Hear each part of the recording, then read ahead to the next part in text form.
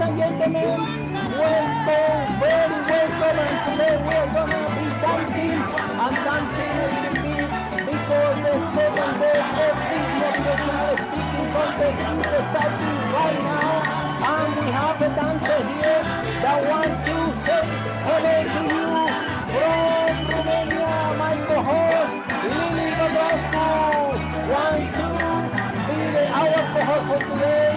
So, thank you so much and welcome everyone to our second day of this amazing international motivational speaking contest with the member of the Speakers and Leaders Club. My name is Sardinas. I'm the founder of Speakers and Leaders, Entrepreneurs and Leaders, and Top Coach International.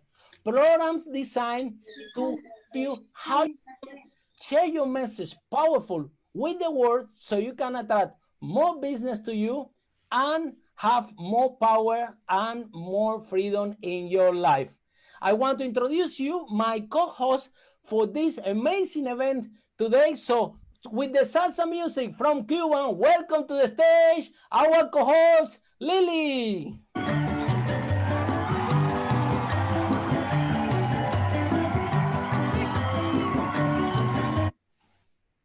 I think we need a tiny bit more music because people haven't turned up yet. So let's play a little bit more music for now.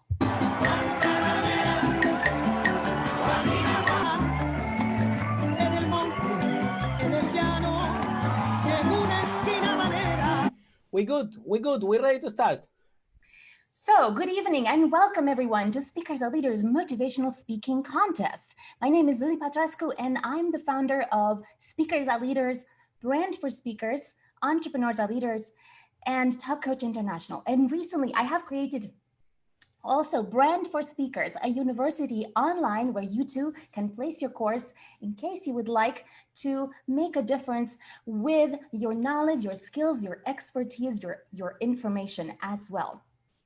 And tonight we have an amazing contest. And I would like, before I start, to welcome all of you and thank you for watching from wherever you are. And I know that we have a really international contest because people are watching and judging this contest from as far as Barbados, Caribbean, and many other amazing places, London, Dubai, and Spain. And it's so exciting to hear that all of you are watching right now. Thank you so much for that.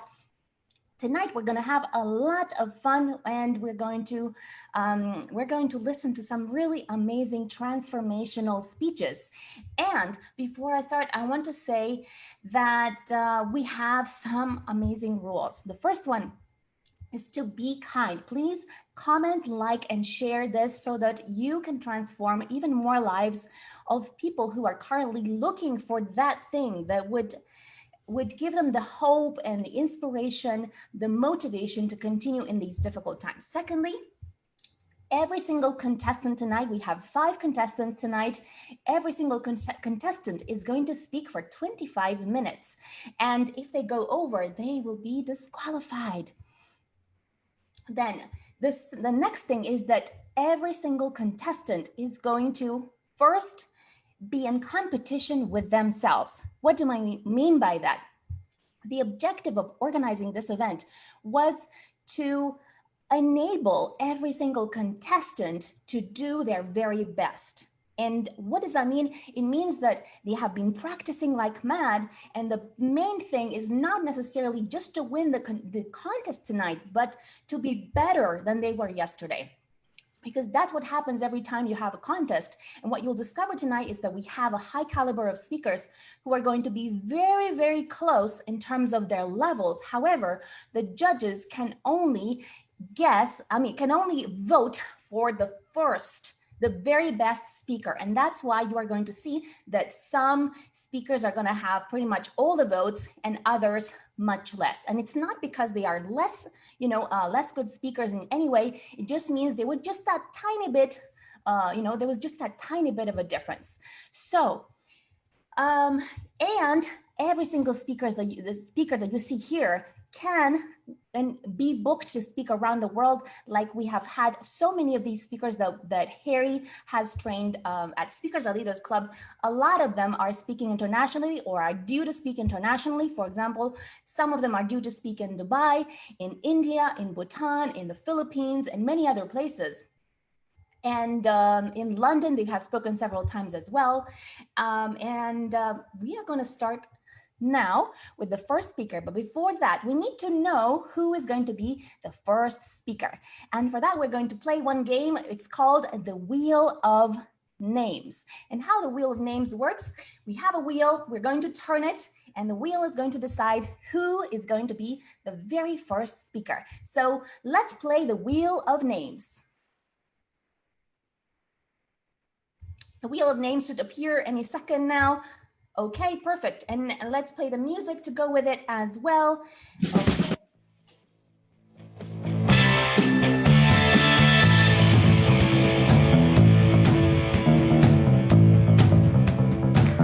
Fantastic. So the first lucky speaker who's going to go first is Thompson, who is an amazing tree consultant. Okay, and now let's roll the Wheel of Names again to find out who is the second speaker.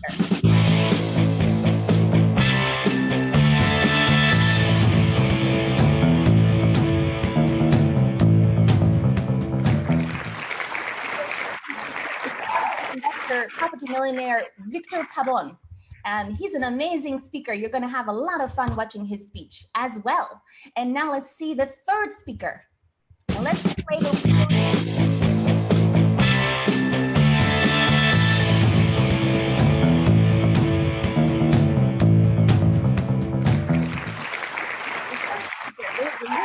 He's an amazing transformational coach, and you are going to be inspired and motivated with her speech. And now let's play the Wheel of Names again.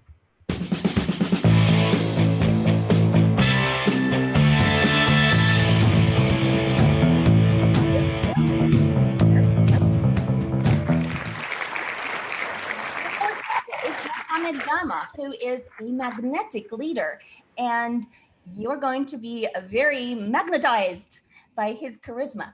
And the very last speaker is Dee Lana, who is a productivity coach. I look forward to seeing all these amazing speakers, and I can tell you are going to be wowed and impressed by their speeches.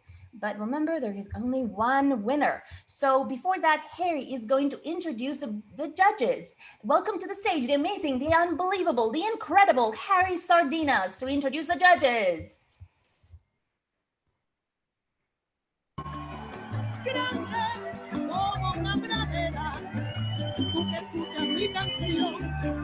Hi, hello. Hello, thank you so much. And now that we have the order for our amazing speakers tonight, now we know the order of our contestant, and it's time to introduce our amazing judges for today. So the amazing judges for today, they're going to be all night taking notes of every single one of you. So please, all judges, make sure that you at all times write the name of each speakers and take note of every positive things that you see and write your comments of everything that you see in each of them, because later on you will be able to share with us and give us your opinion about the speeches of the contestants, right? So now that we have the order of the contestants, and we're going to introduce the judges. And the first judge that we have the pleasure of joining us, her name is Jenny. So Jenny, she is a motivational speaker and property entrepreneur with a background rooted in working with clients to achieve financial security by using property as investment vehicles. So let's give it a clap, and thank you so much for being here, Jenny. Our second judge is Orly. Orly, he's a motivational speaker. He's also a coach in leadership and international speaking coach, therapist and health coach, and second dan in Aikido. So welcome to the stage, Orly. Thank you very much for being here with us. Our third coach is Monica Gonzalez, and Monica, she is based in Spain. She's a life coach, work in efficient communication, and she's a master in emotional intelligence. So thank you so much, Monica, for being with us today. Our next judge is coming also from Spain, but she's based in London. Her name is Maria Fernandez. And Maria, her expertise is in agile portfolio and delivery manager. People and motivation are two of her favorite subjects. Nothing more than rewarding than helping people to find their passion. And she's looking forward for this contest today. So thank you so much for Maria to have you here. It's a pleasure. Our next judge today is Juliet, and Juliet is one of our fellow broadcasters. She's a TV presenter of the very famous show African Wonder Woman. She's a community educator, politician, broadcaster, and thank you so much, Juliet, one more time, Juliet, for having you here today. Thank you. And our next judge, she's a property investor, property millionaire. She's also an author of the book Property Investment Strategies, and she's also a motivational speaker, and she has spoken in our stage several times at the Speakers and Leaders. Thank you, Nikki, for having you here today. Thank you very much. And then we have Omari here as well. So Omari is the homework guru. He's the founder of the international mentoring company, Believe in Learning in Global Coach and Speaker. He's helped clients from royalty to former presidents to turn over homework stress to homework success with his unique happy homework system. So thank you so much, Omari, for being with us today. Excellent, thank you so much. We have today an amazing panel of judges, and we are getting ready now for the moment of truth. And the moment of truth is when our speakers are going to start this competition today. Remember, every speech is 25 minutes. The speakers cannot go over this time, otherwise they will get disqualified. Our first speaker is passionate about make this world a better place by keep the environment healthy. This is his mission in life, and this is his message. But I'm going to pass you, Lily, to do the proper welcome to the stage. So welcome to the stage, Lily, to introduce Tom. Now, something very special about Tom is that, like Harry said, he's passionate about trees. He's a tree consultant, and he's the upcoming author of the book Tree Economy. And he wants to show the world the benefit of saving trees. And he also says the trees add value to the property value as well. So one really amazing thing is he's very humorous. So you are going to love his speech. I know that. And he's not the only one whose speech you're going to love. Every single speaker tonight is going to wow you, but I have to tell you, Tom is fantastic. So give a big round of applause to Tom Thompson, the first contestant.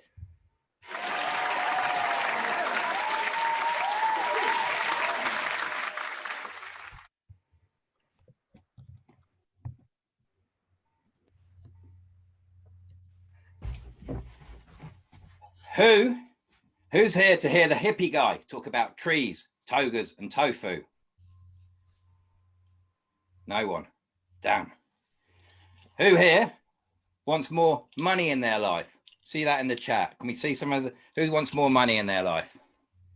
And who wants better health? Is anyone after better health? Can we see something in the chat? Yes, that's more like it. We're getting some responses now.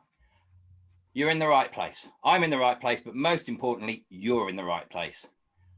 And I've just got to show you that trees will put more money and better health into your life. But firstly, I'd like to thank you. Thank you for being here now. You could be anywhere, Possibly not if you're in a lockdown, you might have to stay in your house, but you could be doing anything. You could be watching Netflix or YouTube videos of cats. People spend their time doing that, but not you. You're choosing to invest your time in your future and learn something. And it's my job to make sure that you get some benefit from that. So that's why I'm going to thank you for taking this time to spend it with us. And I'm going to demonstrate some value to you, because time is your most important asset. Benjamin Franklin once said that time is money. He was wrong. Time is far more important than money. You can always make more money. Might be hard now, you might be struggling, but there will be an opportunity to make more money. Can't make more time. Once that's gone, it's gone. So I'm going to demonstrate that you're investing your time here, and thank you for your attention. I'm also going to thank Harry and Lily for their provision of this stage. I've spoken on their stage and now I'm speaking on their screen. And I'd like to thank them for this opportunity, because it's a fantastic opportunity. So who am I? I'm Tom Thompson, tree consultant, author of the upcoming book, Tree Economy, making the business case for trees. And there is a business case for trees. It's just not seen very well. It's not really realized. And that's my job to get that out there. I've got my own business in trees. I've got 3 qualifications, tree related, obviously, but real qualification. No, they're real degrees. And I'm happy, and I'm speaking on stages, talking to people about trees, but it hasn't always been that way for me. I can take you back to when I was younger. If you'd known me when I was 6 years old, you would probably have been invited to my birthday party. It was the social event of the year for my school and my circle of friends outside of school. Everyone was excited. They turned up. There was colourful balloons. There was sandwiches, crisps, jelly, ice cream, food. You could smell it. You could taste it. You could hear the music and you could feel the excitement. It was amazing. We played games. One of the games was a treasure hunt. My aunt and uncle had taken lots of little coins, wrapped them up in coloured paper and hidden them around the house, and around the garden, around the sheds, and in the bushes, all over the place. And in our garden, there were 2 huge walnut trees. When I was 6, they were like skyscrapers. They were the biggest thing I'd known. And that's where I found my treasure. In the roots, around the roots, in the bark, and stuck to the leaves and the branches. Picked them up and filled my pockets with the treasure, and then carried on with the party. Party came to an end and people went home and got a little food parcel and a bit of birthday cake to take home, and went home happy, having had an amazing day. And I went back to my room and took out my treasure and counted my pennies. The next day, I went to the corner shop on my own and bought myself some sweets. Now, clearly I'd had sweets before. My aunt and uncle or my grandma had bought them for me, or I'd got toys or anything I needed. I didn't want for anything. But this was the first time that I'd bought something with my own money, my treasure. I don't know if you can remember the first time you bought anything and how empowered you felt with that. It's a very special moment, and that stuck with me forever. Now, I didn't stay at my aunt and uncle's for long after that. My dad remarried and he put me into a boarding school, a huge school in the country with woods all around it and 2 huge cedar trees that we all used to climb whenever we got the chance. Trees were another important part of my life. And I really fitted in. I was one of the cool kids. I don't know if you've ever had a time in your life when you've just fitted into everything. You're in flow. Everything kind of worked out for you. It was just cool to be alive. And that was me, absolutely living the dream. But it didn't last forever. My dad had remarried, but now he'd got a new house and he wanted me to come and live with him and his new wife. He couldn't afford the posh school, so I had to go to a state school. I didn't want to. I didn't like it. I didn't fit in. I don't know if you've ever had that feeling where you didn't quite fit in somewhere. I wasn't a complete nerd, but I certainly wasn't a cool kid anymore. I was somewhere in the middle. I don't know if you've seen the film The In-Betweeners, stuck in the middle somewhere. Well, that was me, very much not quite feeling part of anything. And it was worse at home. I didn't feel I fitted in there either. I didn't get on with my stepmom, and I hated my dad. I really hated my dad. I didn't want to be there. And the only time I was happy was when I went with the scouts. I was out camping in the woods. That was the best time. I struggled the rest of the time. And I got to the end of my school career and I had not one, but 2 GCSEs. That's not an outstanding achievement by any stretch of the imagination, but it was enough to get me a place in the army. They take anyone. I had this offer from the army, but my dad said that I could stay and go to college. But if you stay in my house, Tom, you have to live by my rules and my regulations. I didn't want his rules or his regulations. I had enough, and I just made me angry. I was going to join the army. That's where I would get the freedom I wanted. Now, the clever ones amongst you can already see the flaw in that plan, but young Tom wouldn't have it. He just saw this as his opportunity, went away and joined the army. I loved it, but it didn't really love me. See, it had its own rules and regulations, and I wasn't very good at following them. And in 7 years in the army, I spent about 1 year on some form of punishment. Yeah, I didn't have a fantastic army career, but I loved it. I enjoyed it. But then it got worse. Rave happened, acid house, parties. I got into that. Going out dancing, taking drugs. The army didn't like that. My army career came to a very, very short end. I didn't know what to do.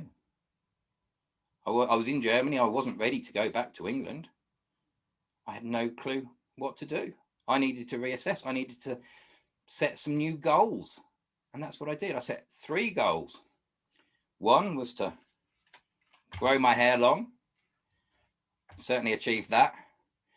2 was to live by my own rules, very slack rules, but live by my own rules, not care what other people think, really. And 3 was to grow my hair long and party even harder. And this is what I did every week. Every week I'd go out partying. And at the end of the weekend, on a Sunday, I'd been partying too hard for too long and doing too much. And I'd be in a mess. My head would just be a mess. I'd be paranoid. I'd be confused. I wouldn't even be in control of my own thoughts or my own actions. And I used to have to go and find a woodland. We'd normally be partying in the open. I'd find a woodland, somewhere quiet, sit down and get my head together. And that would do it. Until the next weekend, when I repeated the whole cycle again, like I was on a hamster wheel. It's a bit like Groundhog Day. I don't know if you've ever experienced that. People doing the same thing time after time and expecting a different result somehow. That was me. And then my partner said, Tom, you're wasting your life. Don't you want to do something? Don't you want to achieve something? You don't want to be someone? I hadn't really thought about that. Yes, I did. This was fun. I'd achieved all of my goals. I don't know if you've ever achieved all your goals, but if you have, it's probably because they were 2 smaller goals and you should think bigger. I needed a new challenge. I needed to do something. So I went back. I decided to go back to England and build up on my 2 GCSEs. So I went back into education, academic education. I got not 1, but 3 degrees, 3 tree degrees. And my professors, they were telling me, Tom, what you want to do is to tell people all about the statistics about trees. That's how you'll change the world. Boring. No one's going to listen to statistics. They want to hear stories. They want to hear emotion. They want to get involved. And that's how you will change people's minds, to get my message out about the value and benefits of trees. So I'd done my academic education and I'd started speaking, but it wasn't working for me. So I had to find a new type of education. And that's when I found personal development. This started with NLP, neuro-linguistic programming. which, if you don't know about it, it's a bit like we all have computers and smartphones and we can all use them, but there's a small group of people that write the programs that we use on the computers, the programmers or the coders. And NLP is a little bit like having the code for language that you can speak to people and influence people and persuade them of how important your message is. My message is about the value and benefits of trees. You could do it for your message, whatever that is that you need to get across. Clearly not as important as trees, but nevertheless important to you. This is how we do it. Persuading people, public speaking. And the other thing I did was I did some timeline therapy. And I went back in my life, visually, it's a visualization exercise, went back to all the times when I'd had problems in my life. And I realized, and I released the negative emotions. I took the learnings, but I released the negative emotions. And it was at that point that I realized that since my mum died when I was 4, I'd had angry glasses on. And I took these off and I saw the world completely differently. It's like a weight had been lifted off my shoulders. And I felt so happy. And I didn't hate my dad anymore. I loved my dad, but I didn't tell him. So I had to tell my dad. I had to meet up with him. I took them out for a meal, my dad and my stepmom. We sat down and I was bursting to tell them. I don't know if you've ever had that where you want to tell someone something important, something emotional, and then you can't, it gets stuck in your throat. And that was me for probably about a second, but it felt like about 10 minutes when it happened. And then I did it. I just said, I'm sorry. And I'm so thankful for all you've done. And I'm really, really grateful. Bang. The atmosphere just changed instantaneously because it was all me giving off this negativity. It shook my dad and he had to go to the bathroom. And while he was away, my stepmom said, I'm glad you've got us together. And I'm glad you've said that because your father's got some news for you. And when he came back, sure enough, my dad did have some news.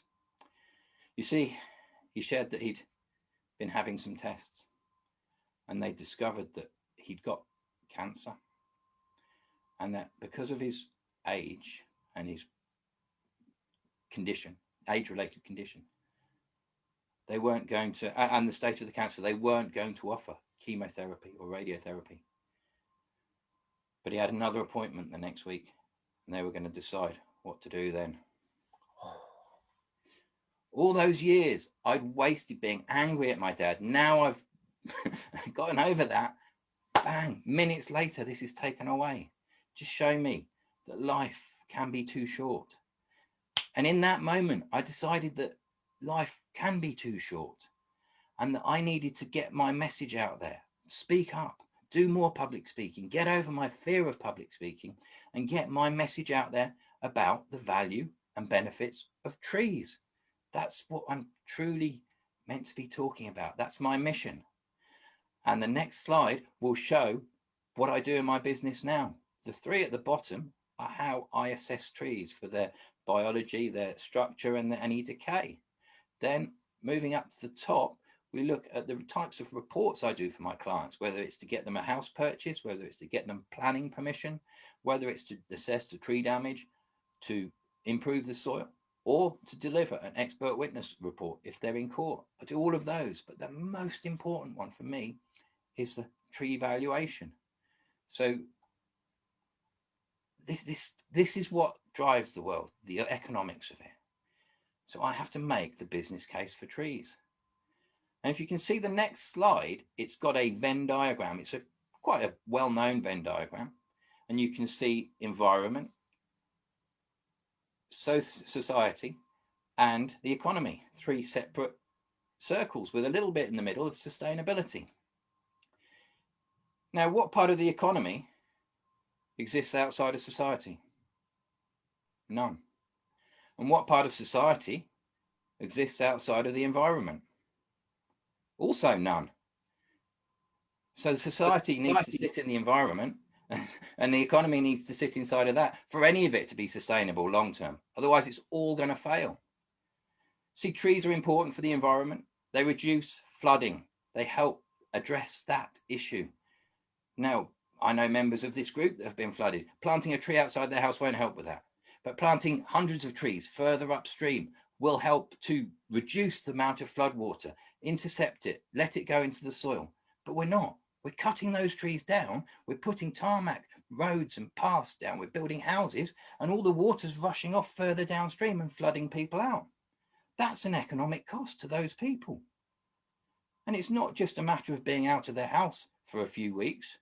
In this country, in Britain, they're out for months, years sometimes, while their houses are decontaminated, the electrics are made safe, the insurance go around and assess it. This is their lives disrupted, their work disrupted, and their economy disrupted. And they can't get insurance for flooding. So the insurance company have to charge everyone else who isn't getting flooded more for their insurance to get their money back. So we're all paying for this environmental damage that we're causing. But that's an externality. The politicians and the business people don't talk about that. But this is where the tree economy comes in. It's real. And trees improve our physical health. They reduce pollution. That helps us breathe better. It gives us less breathing conditions, less asthma. It improves our general health. And there we're less likely to take time off work. We're less likely to lose pay. Our businesses and our companies are going to be more productive. So they'll generate more. So this is where it's all part of the economy and society as well. And trees are good for mental health. As we noticed, society and mental health during lockdown, people were breaking lockdown and going and sitting in the park, sitting under trees to be with nature. And when they were abiding by lockdown, but they were allowed out for a walk once a day, they were appreciating nature, they were seeing it, they were taking this opportunity. People do value trees, but they just don't see it, they ignore it, they take it for granted.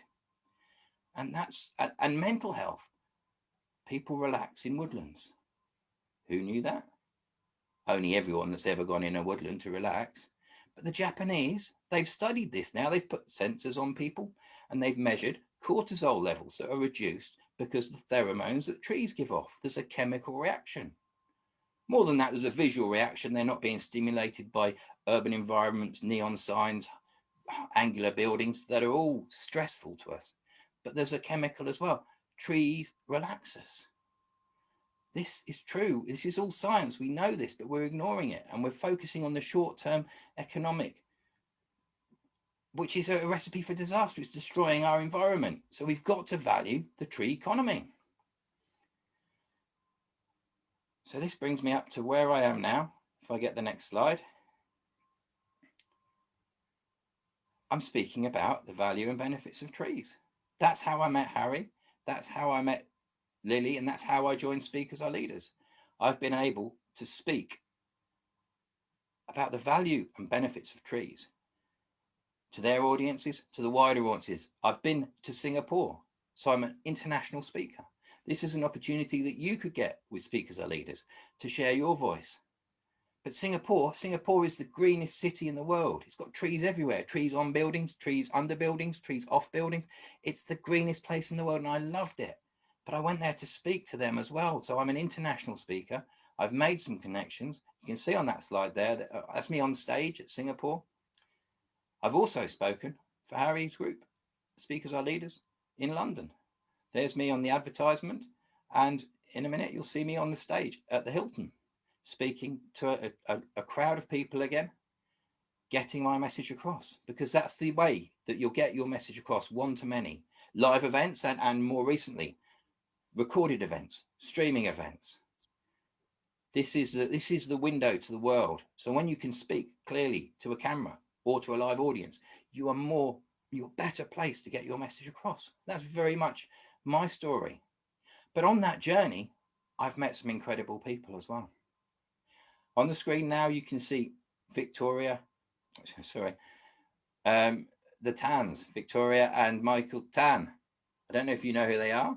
They are the founders of Success Resources. They're from Singapore as well. They run Success Resources, the biggest training provider they run Tony Robbins courses. They're the biggest training provider in the world, and they promote all of Tony's courses outside of America. They're a big name, and I'm just waiting to get to speak on their stage. They don't know it yet. I'm still pushing for that one, but that's my goal. But this is the opportunity. I've worked with them. I've met them. I've shared time with them. Also, I've got to meet JT Fox on the side there, the world's #1 business coach, the Tony Robbins of business. He's a hugely successful man.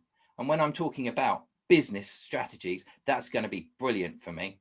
On the other side is Andy Harrington, public speaker, another one that I've learned from. And in the middle is Randy Zuckerberg. Don't know who she is? It's Mark Zuckerberg's sister. Now you might know. Facebook. Yeah, she invented Facebook Live to give us this opportunity to speak to the world. Another fantastic contact for me there. And on the next page, we've got a couple of social media influencers, Paul Omani and Peng Joon. But in the middle, George Ross, Donald Trump's business advisor. Business, not politics. He had nothing to do with that. Nope. He advised him on business dealings, his billion-dollar business dealings. Do you think that would be useful for me, making a business case for trees? So that's my story. If I bring you up to date with my dad.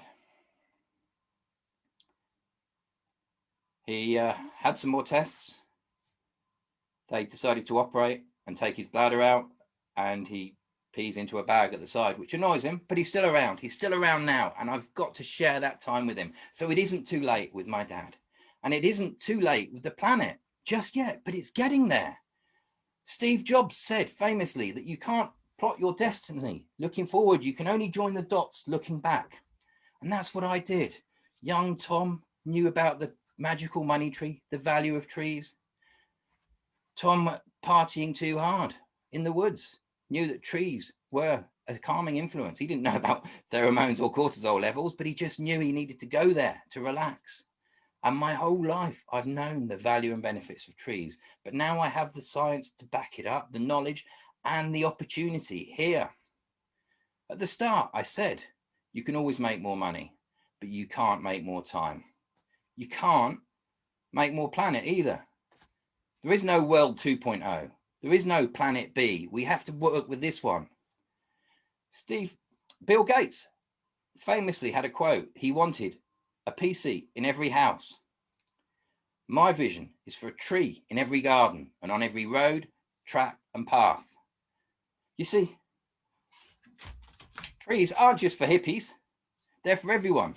Every one of us that values the environment, that has children, and more importantly, that wants to put something in place for their children, future generations, to have a planet that's inhabitable. This is our opportunity now. We have to value our tree economy.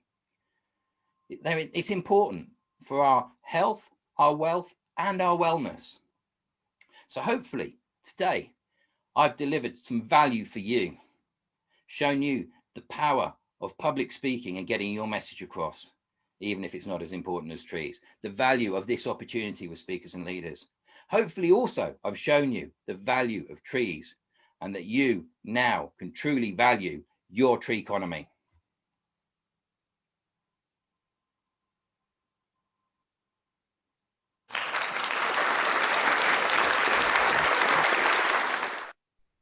What a fantastic speech. Tom, you have definitely wowed and impressed us, at least me. You have totally impressed me with your grand entrance as a hippie and with your storytelling skills and voice variety and eye contact. And I really liked how you introduced the audience into your speech. Like, for example, when you said, if you've ever done this or if you've ever done that, I really like that. And the characters were fabulous.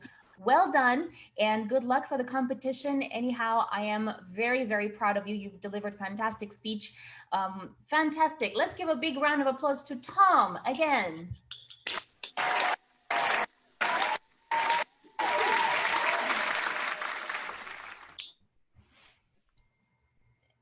And now I'm going to introduce Harry Sardinas, who's going to continue. Hi, hello. Oh, that was very, very inspiring and really, really powerful, Tom. Really, really powerful. And this is something that I want to share with every single one of you, right? So, what is your message? What is the great contribution that you can make to this planet, that you can make to this world? You see, today we are in a motivational speaking competition, but the most important thing today is not who's winning, is not who's losing, is not who's achieving the best, who was the best. The most important thing is that wherever is your message is have been broadcast all over the world, and someone somewhere will hear your message, and you can change the people life. Yesterday I was sharing with everyone that money won't make you happy, but when you are able to transform and share and change the life of other people, then you make a big difference in your life. Then it's when you're gonna be very happy, because the level of fulfillment is gonna be amazing. So I just want to say, for example, Tom, since he's speaking about trees, obviously, like myself and more 90% of the population, 99% of the population, we are not fully aware of the value of trees. But since Tom is doing these talks about trees, now remember when we got stuck in Peru for 3 months, we have a garden behind our patio with a lot of trees. And Lily and I, we should actually go to do this therapy that you can hug a tree and sit by the tree and interchange energy, and you won't believe how amazing is that for keep you focused, for keep you centered, for keep you relaxed, and for appreciate nature, right? So it's like Tom sometimes is sharing with me, like Singapore is full of trees, and then in London we don't have any. And how this is possible, that in some cities and they have turned around the situation and they plant a lot of trees. So we do need more trees in London. Is the air that we breathe. Human beings, we need mainly oxygen and we need air and water. Basically, that's our most precious need, and we take the air that we breathe for granted. And we all should take care of this. So thank you so much. Let me give you, Tom, another clap, because this message is really powerful and definitely is making difference in my life, and I hope that in the life of the audience. And this is what is really important today. What is your message, and can we make this world a better place? Yes? Okay, so thank you so much, Tom. That was an amazing speech. But now I'm going to bring back to the stage Lily, that will introduce our second speaker for the night today. So welcome back to the stage, Lily. You can get it if you really want. You can get it if you really want. You can get it if you really want, but you must try and try.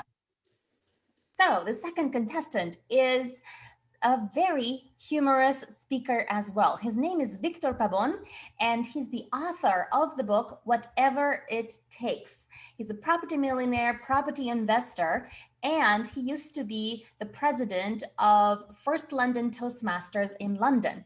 And I can tell you that you are going to be blown away by his speech, same as Tom, and I cannot wait to hear his speech. Let's give a warm round of applause to Victor Pabon. You can get it if you really want. You can get it if you really want. You can get it if you really want, but you must try and try. You'll succeed at. Are you listening all right? Yes. Please, I'm going to ask you one thing. Tonight is a night of motivation. So we're all going to participate, because if we don't participate, we might get bored, isn't it? So put in your Facebook some hearts, some comments, and everything you want to make me feel at ease, because that's why I want you to feel at ease, because I'm going to tell you my story. I'm going to give you some tips of what I have learned in this life, and hopefully I can reach you and motivate you to do things.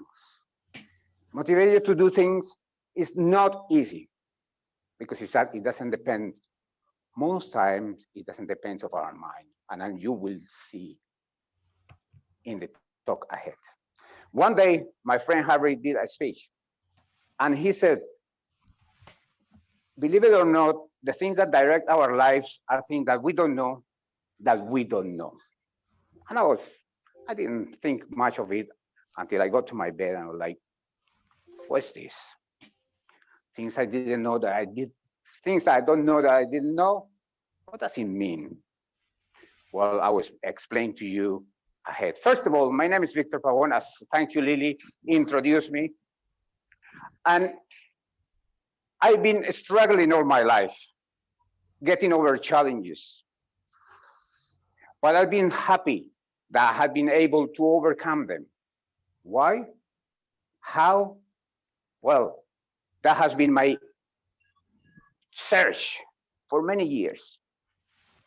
I have to thank Harry and Lily to organize this and give us the opportunity to connect, give us the opportunity to share these nice stories.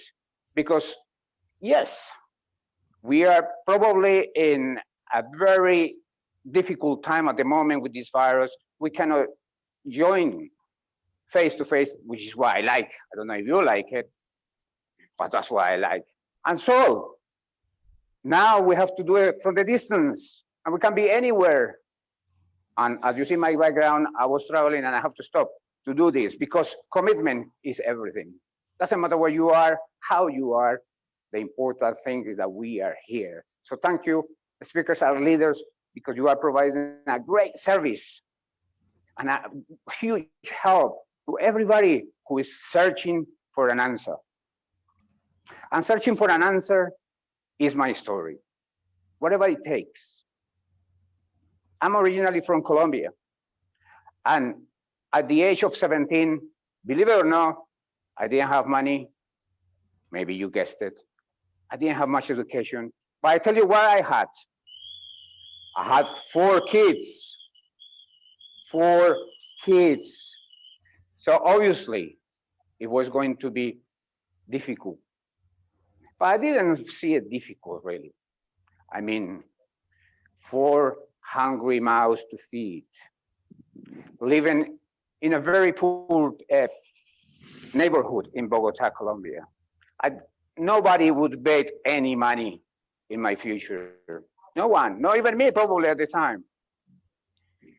But then, let me ask you one question, and please participate in Facebook. What would you do? What would you do if you had 4 hungry mouths waiting for you every day, waiting for you to bring food to the table? What would you do? Would you beg? Would you lie? Would you borrow? Well, I did all that and much more because I have to do whatever it took to bring that food, to offer a roof over their heads. So, but I didn't take it. You may imagine it was a big deal. I didn't take it like that. I don't know why. It was my responsibility. I have undertaken that job, so to speak, and I have to respond somehow. So I don't know what you do, but I used to work 16 hours, 20 hours in any kind of job, yes, to offer that food. Because believe me, if you're hungry, your stomach doesn't wait. It doesn't. But of course, doing all that, I realized that for me in Colombia, it was no future. I couldn't. The minimum wage in Colombia at the moment is like 150 pounds or something like that, with rent and education and other things. Of course, I don't think you will go. You will go far. So I start knocking doors. I start investigating. I start searching. And was given to me the opportunity to leave the country. But that was just the beginning. For a person who doesn't even have money to pay the bus fare, how can you travel? How? With which money? Well, I ask you again, what would you do? I did whatever it took to get it there. And finally, we arrived to Israel. Me and my family, we arrived to Israel. I was 20 years at the time. When I arrived to Israel, yes, I have other challenges. You guess, I didn't speak Hebrew, which is the national language. I didn't speak English, and I didn't have money. So let me ask you again, what would you do if you were in my situation?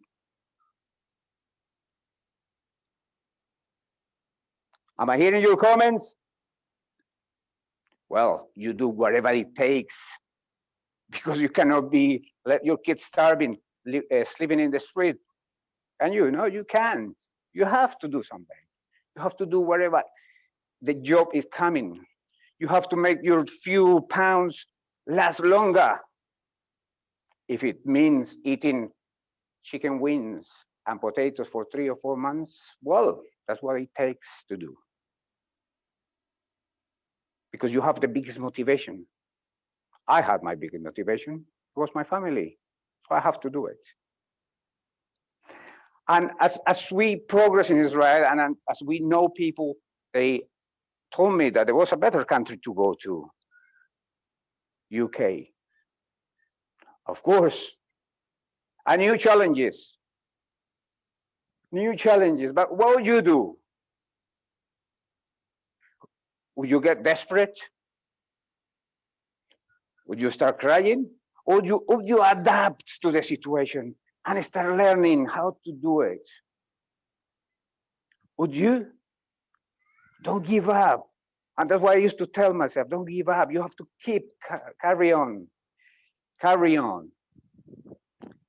And it's a subject for another speech. I will tell you how I did it. But for the moment, I arrived to England. With new challenges. Then I have to learn English. How? I fill up the wall full of words. I fill my mind. I immerse my brain to learn the language, because I knew if I don't learn, my life would become even more challenging. So if we were you, how would you do it? Of course, let me tell you something. I not the only person who have 4 kids in Colombia when I'm 17, maybe a few, but not the only one person. There is many people who emigrate and do great things. That's how I took it. That's my mission. That's what I have to achieve. And after few years of difficult jobs, few years of challenging situation, few years of headaches, I managed to become legal in this country, able to work, able to keep practicing. It was then when I read the book of Robert Kiyosaki, and I started investing in property. I didn't have the means. You might say, oh, how? Because many people ask me, tell me how. Yes, I will tell you how. Working 18 hours, paying the price, saving, getting information about how it works, how the mortgage works, how the banks work, how the credit score works. And then you start with £1. You save £1, and then another pound, and then another pound, until you reach what you have to reach. Also, I didn't know at the time, they say, oh, pay yourself first. That concept, it sounds simple, because it's simple, but it's not easy. What do you mean pay yourself first? If I have to pay rent, you have to buy food and all this, how do you mean pay yourself first? And the concept is very easy, really, once you know it. And I'm going to give it to you today. It's simple. If you earn £100, tell your mind that you only earn 90 and don't spend the £100. Save those 10. Because we are humans, and humans are adaptable. If I earn £100, I will spend £100. If I earn £1,000, I will spend £1,000.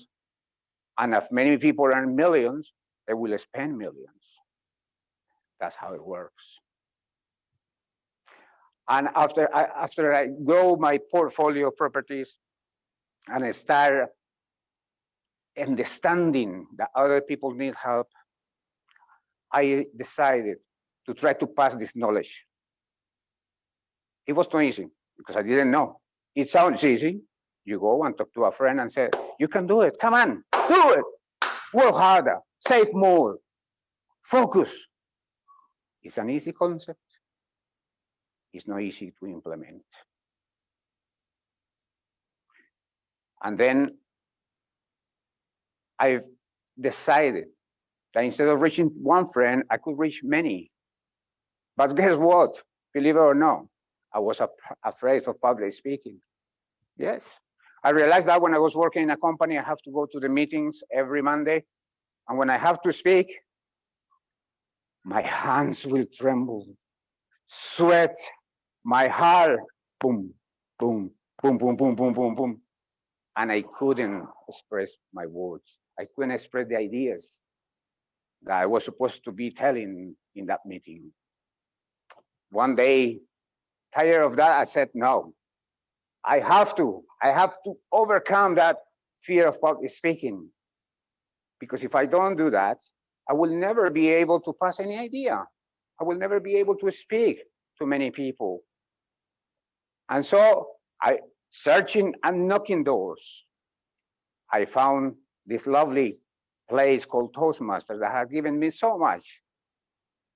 And many people that knows me say like, no, Victor, were you shy? Impossible. I cannot believe it. But it's true. Because it's different to be in the pub, sitting with a friend and talking. And it's another thing completely going and find 100 people, 200 people, 300 people.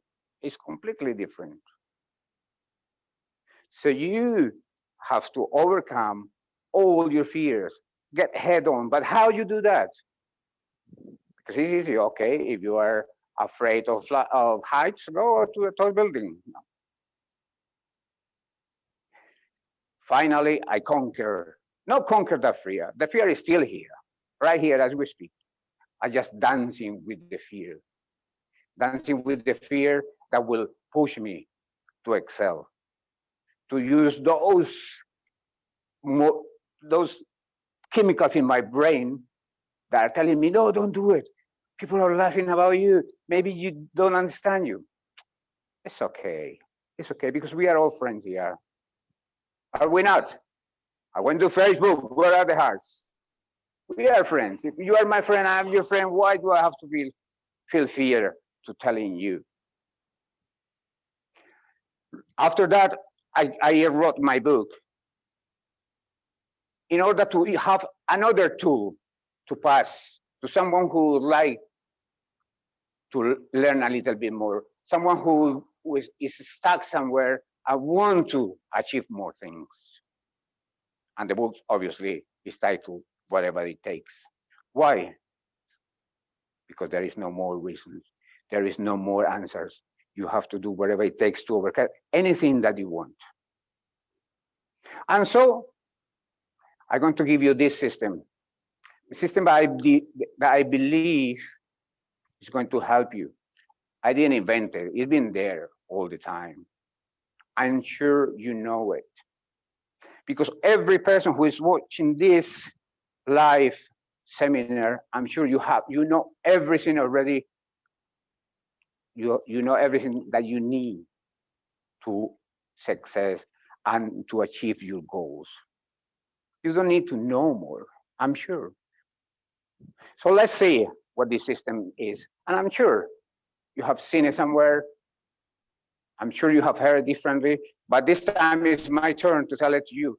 Because sometimes, I don't know if it happened to you, that when you were in your mom's house, she would cook something. And then you go to your neighbor's house, and she will cook the same thing, but for you, it will taste completely different, better.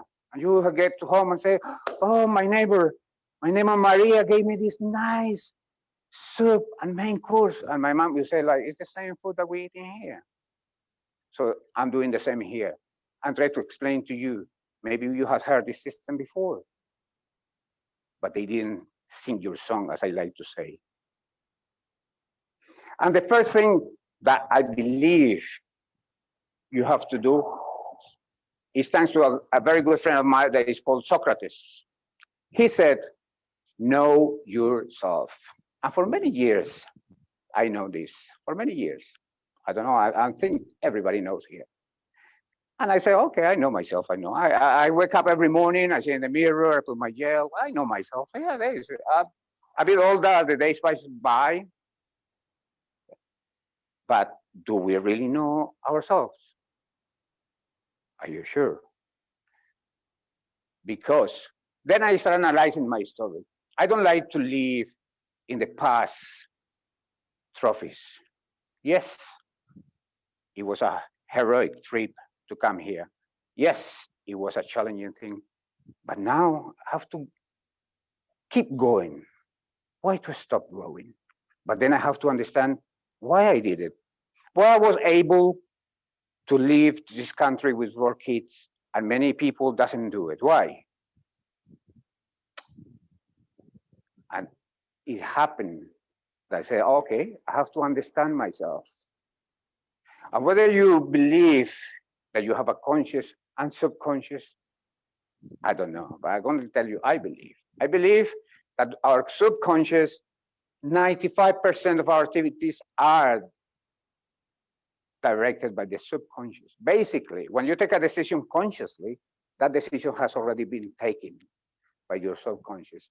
And those programs in your subconscious, that things that you believe, those morals that you have,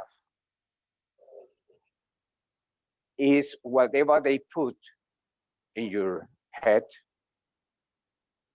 Scientists say that between since you're born and 7 years old. And believe me, I always fought the idea because I thought, oh, how? That's not possible. Why, when I was a kid, they put me all these programs, and now all these programs are directing my life. I didn't have a chance to choose which programs they put in there. I didn't have the chance to choose which family I was going to born, which parents I was going to have. So how that can direct my life? Well, after plenty of study and researching, believe me, I start believing that everything that happened then is whatever is directing my life now. And of course, if I think back, I've been working since I was 4 years old, helping my mom, a single mother, 3 kids. Of course, when it was my turn and I have my family, I have that in my head. Responsibility. I have to be responsible. I had the disciplines to work. I was not afraid to work 15, 16, 18, 20 hours. In fact, in one company I was working when I was 19, I started on Friday, 6 o'clock in the morning. I finished Saturday, 2 o'clock in the afternoon. The following week, the HR department called me, hey, you didn't, in those times you use the card where you come in and come out. I said, you didn't print it yesterday. I said, what do you mean? I said, yeah, because you started on Friday. On Friday, you didn't tick out. And I said, no, it's because I didn't leave. I carry on working until 2 o'clock Saturday. They were completely upset because I said, for health and safety, you cannot do this. Are you mad? You want to die? But that's how my brain was. If I have to do something, I will do it whatever the price. So know yourself, because whatever is your situation now, you has put it in your destiny. You are the creator of that situation. If you are in a good situation, you were the creator. You are in a worse situation, you also are the creator. So if you know why you are acting and why you're doing the things you do and the things you don't do, then it will be easier for you to understand what you have to change. And changing is not easy. It's not easy because we have so conflicts of ideas. A typical example, not in my case, but in many cases, like you want to lose weight, but you don't want to change your habits about food. So in a way, in a conscious way, you want to lose weight, but in an unconscious way, your brain is telling you, no, you have to eat. It's not going to be easy, but it's possible.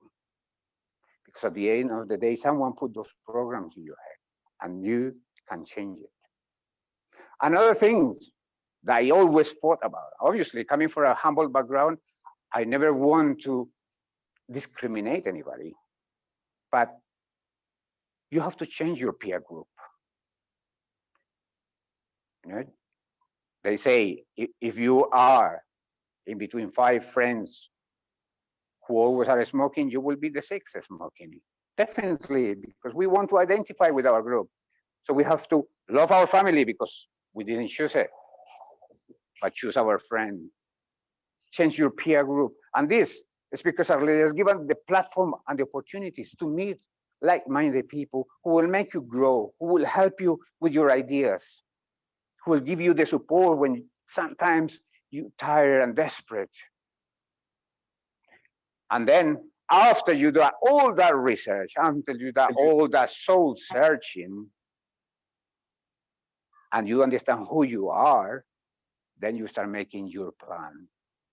And when you make your plan and take the decision of what is it that you're going to do, you have to immerse yourself and love your plan, like if you don't have an alternative.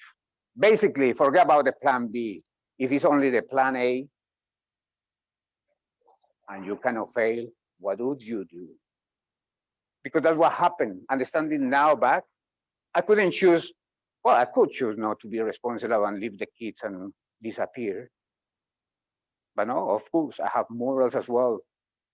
And I have responsibilities that are strong, ingrained in my brain. So don't have a plan B. Commit to your plan A. And after, remember, seeing the outside is a dream. Seeing it from the inside is an awakening. Then you have your plan and you start actioning, because nobody's going to make your plan. No one is going to make your plan. Believe me, if you don't stand up and go and pay the price and be willing to grow and be willing to learn and be willing to take life head on, those plans will not come to reality. Hey, but I say, a friend, I'm preaching here, no? No. Okay, have another drink. Are you participating? I don't want you to be there standing, this man talks too much. No, participate in Facebook. You didn't like the talk? Let me know. Maybe I learned something, because we are always in a beta mode. We're always learning, always improving. So remember, just to conclude, know about yourself. Know that the situation you are here right now, you were the one who designed it, and you can change it. And you can change the habits, your beliefs, your morals. You can change everything you want to be able to let you achieve where is it that you want to be. It could be anything. I'm not talking about money. I'm not talking about schools. I'm talking about any single thing. But you know what? Don't believe me. Don't believe me. I want you to go and test it. I want you to do that soul searching. Take the plan and start doing it. And one day, I want to see you and say, Victor, you were wrong because of this, or you were right because of that. So remember, believe in yourself, but know how this is working. Because if you know how, you can change it. And if you can change it, you can conquer the world. Thank you very much.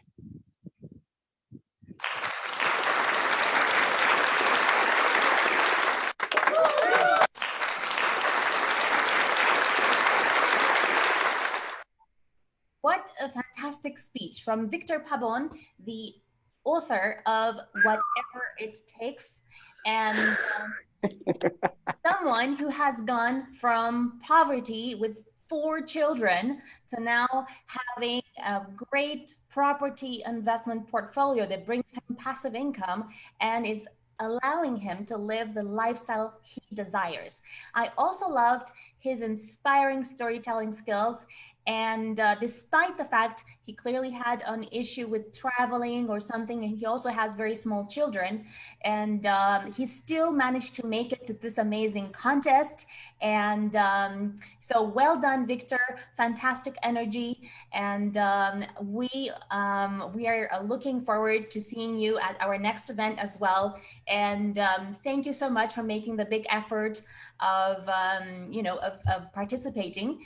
And I know that you have a long international speaking career available for you if you are looking for it. I know you prefer the passive style of property investments, but whenever you're ready, you can always come with us to Dubai and India and Bhutan and the other places that are available right now.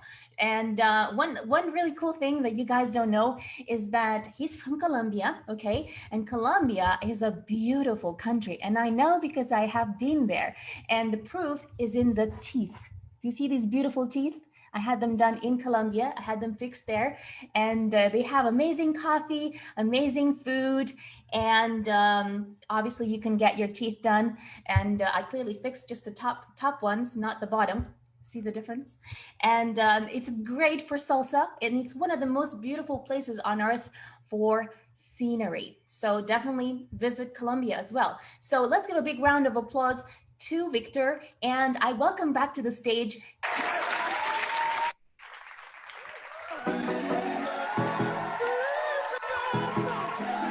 Thank you very much, Lily. Thank you very much, Lily. And with this song, Believe in Yourself, the greatest message from Victor. Believe in yourself and do whatever it takes, the title of his book. So thank you so much, Victor, for this amazing speech. And he's doing whatever it takes, because he was literally on the road when it was his turn to speak. At the moment, Victor, he had become a dad for 7 times. So he have a small baby at the moment. He's less than a month. And all of us, we know, all of you that are parents knows what are the challenges when you have a very little baby. You need to run to buy things, and you have to be on the move all the time, preparing, gathering everything. So in the evening, you have everything. But very happy, very proud of you, Victor, how on the move. And this is something I want to share. These are the Speakers and Leaders Club. This network is about professional speakers. So they can even be on the room, they can be on the road, but something we can guarantee you, when you tell them to deliver a speech, they can do it in a spotlight, and they can do it amazing. I'm sure all of you agreed with me, right? So now, before we bring our next speaker, we're going to play our video because we want everyone to meet our members, the members of the Speakers and Leaders Club. So Brox, if you can play the video from our members, please, and enjoy the video, everyone. Copywriting communities of Pakistan. Working with Harry and Lily. And welcome to Speakers and Leaders Club. My name is Harry Sardinas. I'm the founder of Speakers and Leaders.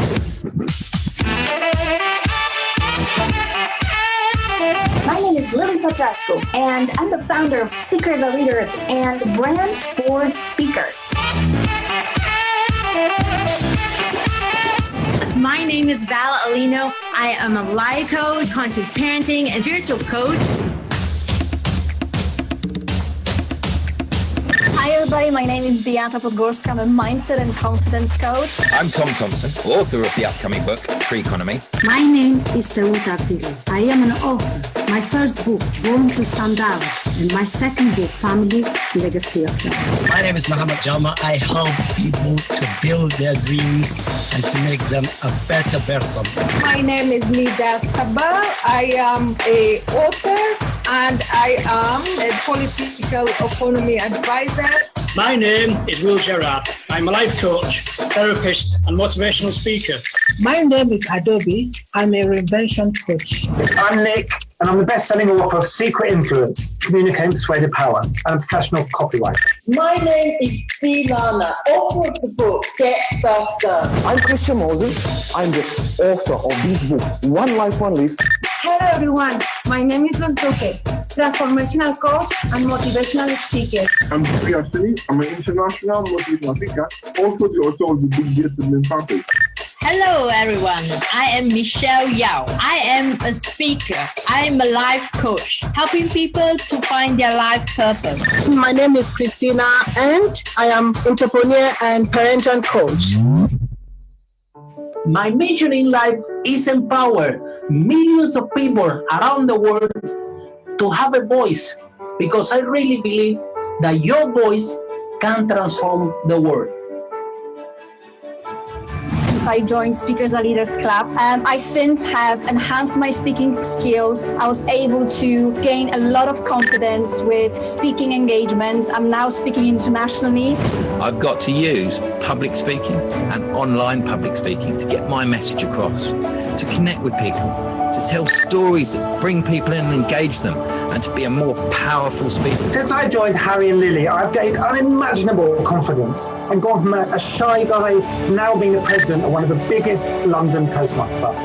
I organise my events and I founded one of the largest growing copywriting communities of Pakistan. Working with Harry and Lily and being a part of Speakers Are Leaders Club is just amazing. We share, we care, and we help each other to grow and how to get success. Then I had the possibility to practice. I learned the structure of the speeches, how to engage the people. The reason why I joined Speakers Are Leaders, I was looking for somewhere that would get me, would understand my vision and run with me. And I got that when I joined Speakers Are Leaders. Harry Sardinas, Lily Patrascu, thank you 1,000 times over for helping me realize my dream and my passion within my book. Thank you so much. I'm so happy to be here. I'm so happy to see all those inspiring people. And I'm so happy to be here in this club. Wonderful club I joined that helped me improve and harness my speaking ability. What I've learned here is giving me confidence, and I'm even learning.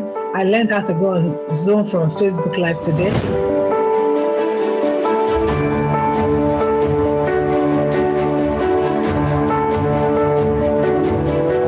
Together, we will do different for the whole world and build a new future for our new generation.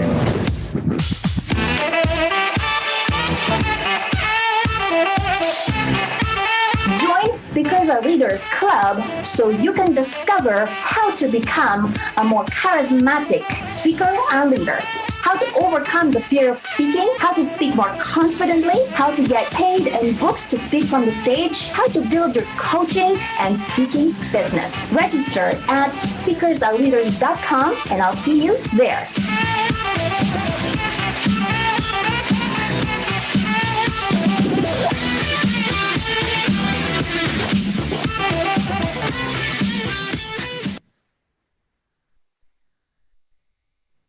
Hello, everyone. And then Brooks or Matthew, if you can. So I want to share with you briefly about the Speakers and Leaders Club, because this is an amazing club. We meet every Tuesday and Thursday every week, where all these motivational speakers, that most of them that are competing and training today, they are part of this club. So what we do there, is we learn not only how to become a great speakers, but also learning how to develop and build our coaching business and our speaking business at the same time.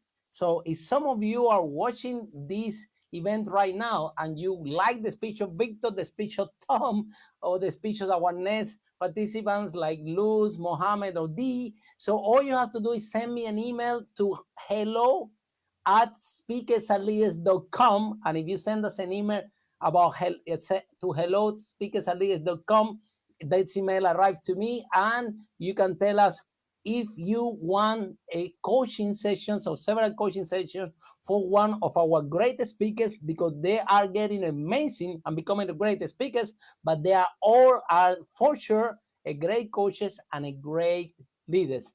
So for this broadcast, Brooks, do you have the offer for this broadcast? We have a special offer for only the amount of time of this competition. So when Brox and Matthew get ready, yes, share the screen. Thank you very much. So we only have 3 spots left for the club right now. Usually at the speakersandleaders.com is $4.97 per month. But for this competition only, for these 4 days, and the clock is ticking, we are looking for 3 new members at the special discounted price with $2.97 per month. So if you feel that you have a message that you want to transform and do you want to share the word, please, at the moment as we speak, we are posting in the Facebook group, in the Speakers and Leaders page, but also in the private group in Facebook, a post with the details of the special offer and the link. So if you feel that you want to be the next contestant and you really want to share your message with the world, we are waiting for you. We have only 3 spots left because we only work with a few amount of people. The reason for that is very hands-on training and it's very intense. And that's why we cannot have a lot of people in the program, because we spend lots of time with our members, shaping them to become great speakers, great coaches, but the most important, great leaders, because speakers are leaders. So now I'm going to bring and welcome to the stage Lily, because what is gonna come now is gonna be amazing. So I want Lily to introduce our next speaker. So welcome to the stage, Lily.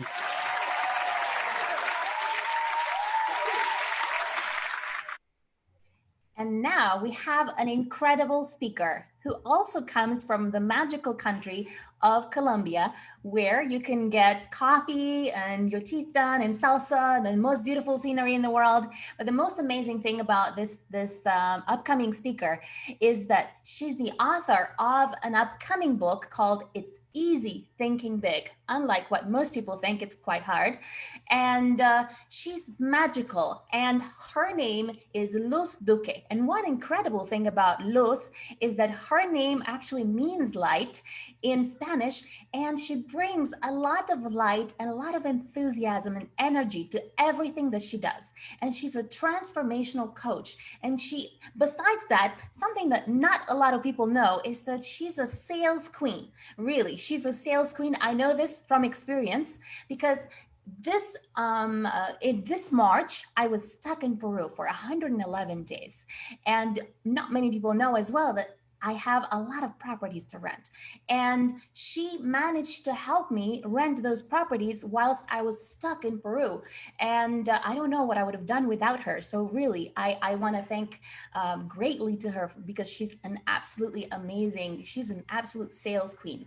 And she's an amazing transformational coach. And she has worked with many people who are now doing a much better, have a much better lifestyle, because she is so incredible. So get ready to give all your love and all your light and all your support to the incredible Luz Duque from the magical country of Colombia. Let's give her a big round of applause.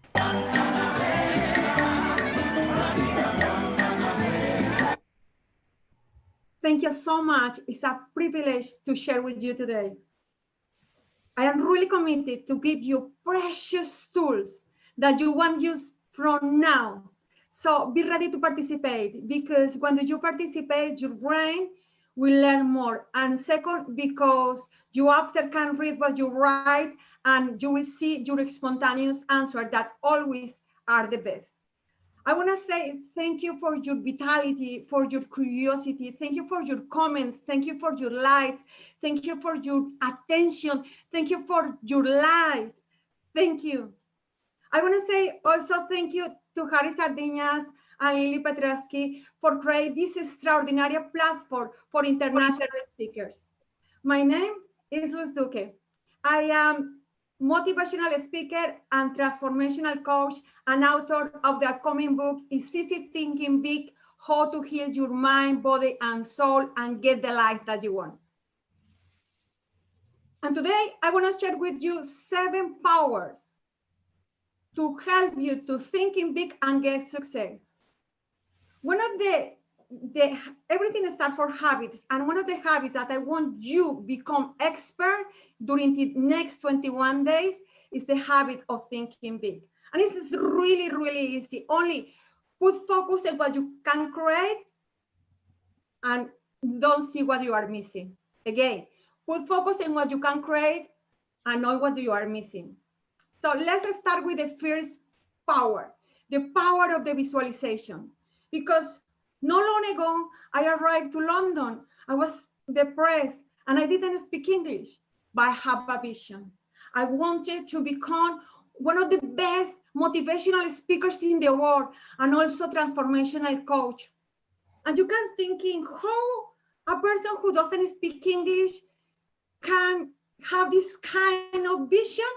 And my answer is, no matter the circumstances, it's easy thinking big. So I want you right now thinking big. What is your big dream? And I want you to close your eyes. Please close your eyes and imagine that you are already achieve this goal. So see what you will see when you achieve this goal. Hear what you will hear when you achieve this goal. And feel what you will feel when you achieve this goal. Open your eyes. I want you writing down what is your big dream. Because my first vision started when I realized that my three sisters, my mom, and me, we are sleeping in the same bed. But no matter the circumstances, my mom always was very positive. She was very elegant, action maker. And I was so impressed what she do. And one day I asked her, Mom, how you come so much down?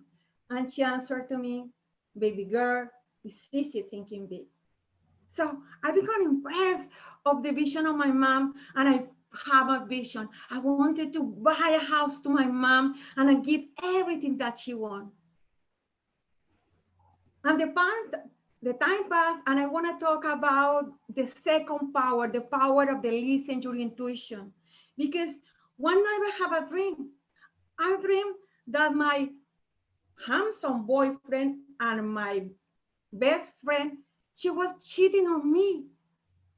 It was just a dream. But next day, I just confront, I hear my intuition and I confront her and I say, I know everything. Sorry, just happened. So are you listening to your intuition? Writing down yes or no. Or maybe you are thinking, oh, I can listen my intuition. And my answer is, stay with me, because today we will learn how to listen to your intuition. So I called to my mom and said to my mom, Mom, I need to leave this country. How I can be so close to the very hypocrite people.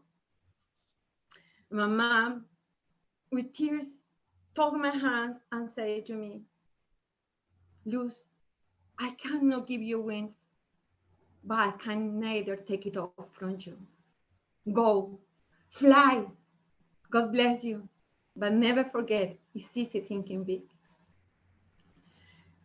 So even if I arrived from Colombia to Spain with my heart broken and I didn't know anybody in Europe, I have two clear goals. I wanted to build a house to my mom and I wanted to come to the university. And that is the most important. I want to talk about the third power, the power clarity. Because when you have clarity in your goals, everything, no matter the circumstances, you can get it. So writing down what is your goals, when did you will start. So I had to start to pass the admission to the university. And I remember the people tell to me, this is so difficult. You are crazy if you think you will pass. Even for people from Spain, it's difficult more from you. Better you come back to your country. And guess what? I passed the selectivity and I started to study political science. And now I am so happy to present them the third power, the power of rejection. Because when do you have rejection? Next one. Power of rejection, because when do you, it's really important that you have to think in big. When do you understand that instant to and motivate of the rejection give you power. And about power, I have a lot of, because even if I was in the university, the truth was I was illegal in Spain. And I feel like a criminal. So when I saw the police, I was running away because I feel scared that they catch me and deport me. So I was very, very, very with fear. So that moment was very moment of the humiliations, unfair salary, study. I couldn't study a lot because I have to work. It was really difficult. I feel lonely, vulnerable, with anxiety, with frustration. And I was thinking, why the worst thing happened to me? So you can sometimes can see that you think in these negative thoughts, but the truth is, because of this situation, I lost my identity. And I was living as a mask, projecting a mask for the world. Say, I am independent, I am happy, because I don't want that the people know I was illegal. But the truth, I was so sad. And this mask create one kind of distortion between what you say, what you think, what you feel. And I would like to ask you something right now. What you think, what you feel, and what you say are aligned, because this creates a little imbalance. And I right now want to talk about the power of the authenticity. Because when you are authentic, what you think, what do you say, what do you feel is completely aligned, and you have something wonderful. The name is the authenticity, and you will shine. But the truth was, I was not authentic at all. When I meet my boyfriend, one guy from, very handsome guy from Poland, and we become in love and we married. And thanks, because he was European citizen, I couldn't apply for the dream of my job, the job of my dreams, and also apply for the residence. So I started working with the Community of Madrid, which is the government of Madrid, doing social projects for immigrants. And also I win a master's degree and of the European Union. I couldn't buy the house of my mom. So I was so happy. I get it. And I tell you something, now they bring me to the 5 power, the power of focus, massive action. You can do it. Don't lose your hope. Keep perseverance. It's easy thinking big. You can achieve your goals. So after I realized that I have to come back to London, I wanted to learn English. And when I arrived to London with my ex-husband, I didn't know who was my ex-husband actually.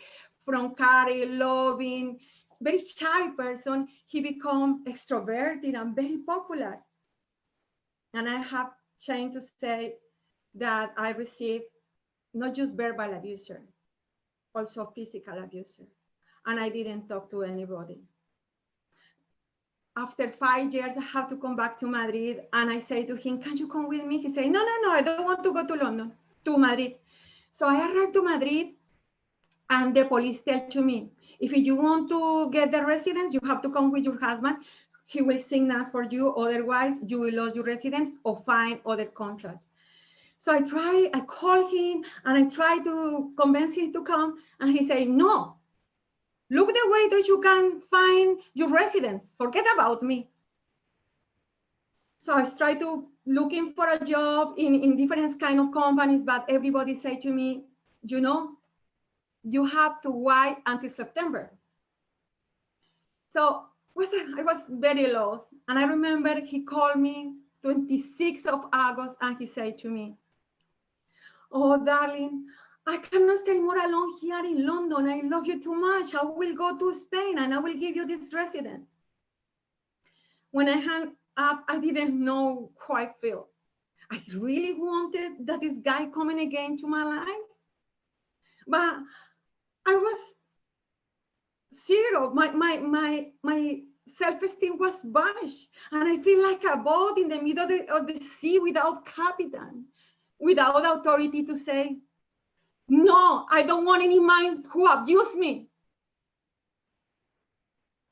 Are you feeling something like that? I remember 7th of September, 12 days after he called me again. I was so happy to hear his voice. And he said, I need you to give me a favor. Of course. What can I do? I need that you give me the divorce. What? Yes, I need you to give me the divorce. I was in shock when I answered. Yes, I will give you the divorce. I remember I was in a small room with only 14 euros to pay my rent, for my food, for my transport, for my phone, for survive. And I was in the floor, feeling anguish and undescriptive pain. I feel pain in my soul. I feel pain in my heart. And I knelt down. I raised my head. I raised my hands and I shout, Supreme Power, if you are real, I need your help. I need your help. Give me a miracle.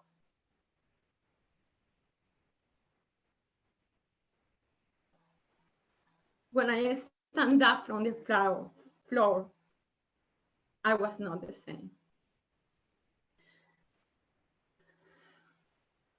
I knew that I will not be broken again. I was not alone.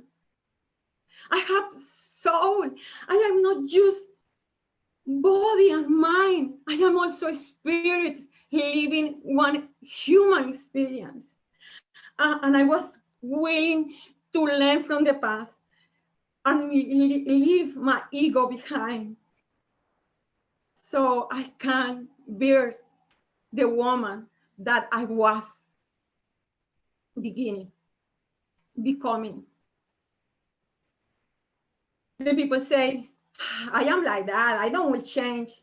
And I tell you, with that idea, you cannot grow up.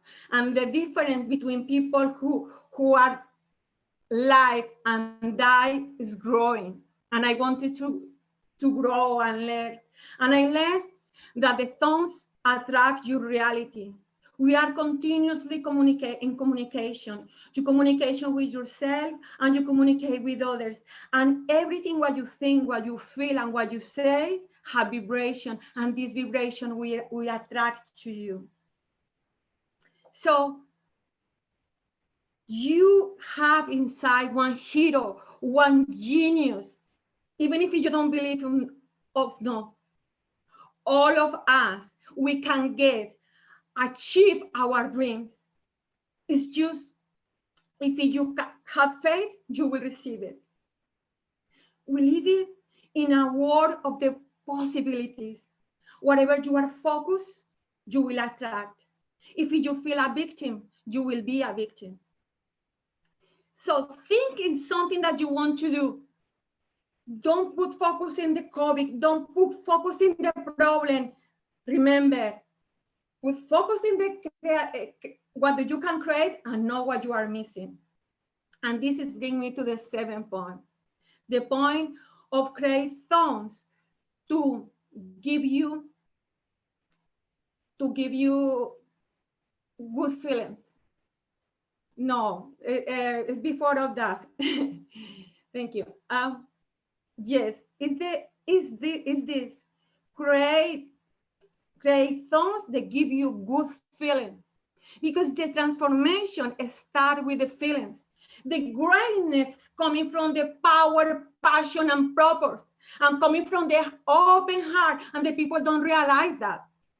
So I wanted you to be focused in open your heart. And I want to invite you to start to put the core of your values and your principles and start to thinking in what is beautiful, in what is honest, in integrity, love, patience, whatever all you can do your obelisk. And also, I want to also you practice the power of gratitude, because when you feel you will expand, you will feel completely more awake. So I was just put focus in love, forgiveness, and compassion. And I was ready to forgive to my ex-husband. And I write the letter to him and I say to him, I will take responsibility about my part, because in a couple there is two persons. So I write a letter and I say, forgive me for this, for this, for this, for this. I didn't expect he asked me for forgiveness. I do this for my soul, because when your mind, your body, and your soul are aligned, you feel connected with the fountain. And you start to see that the things start to flow, and you create more abilities to create more resource, and you can see miracles when before you can see difficulties. Because one day I was in the very crowded street in Madrid, the name is Gran Via, and one colleague from the university, she said to me, "Hey, Luz," and I said, "Wow." She coming from nowhere. And she said, the Ministry of the Education is doing very huge project for the Commission European Commission. And I said, oh my God, thank you. So I run and they hired me because of my master, because my CV. And thank you to Amila Crew. And this was my beginning of the transformation. After that, I come back to London with healing my depression. We didn't speak English, but I have a vision. I wanted to become one of the most motivational speakers in the world. I wanted to transform the life. This took me 5 years, my journal. I was cleaning toilets with the body, but my mind was helping millions of people, inspiring millions of people. And all my salary, I hear the best coach. And I'm really proud to say that I have studied with Richard Barney, who is creator of the Neuro-Linguistic program, with Anthony Robbins, life coaching of possibilities with Landmark, coaching of systemic and executive with neuroscience. I do also public speaker with the best here in London. Also, I working with John Sinclair and Erwin Laszlo, who is a Nobel. So after all of this, the things that really make me happy is see how the families, people can be restored because of the transformation. The happiness coming, well, because you are doing every day. The habits is what they make your transformation.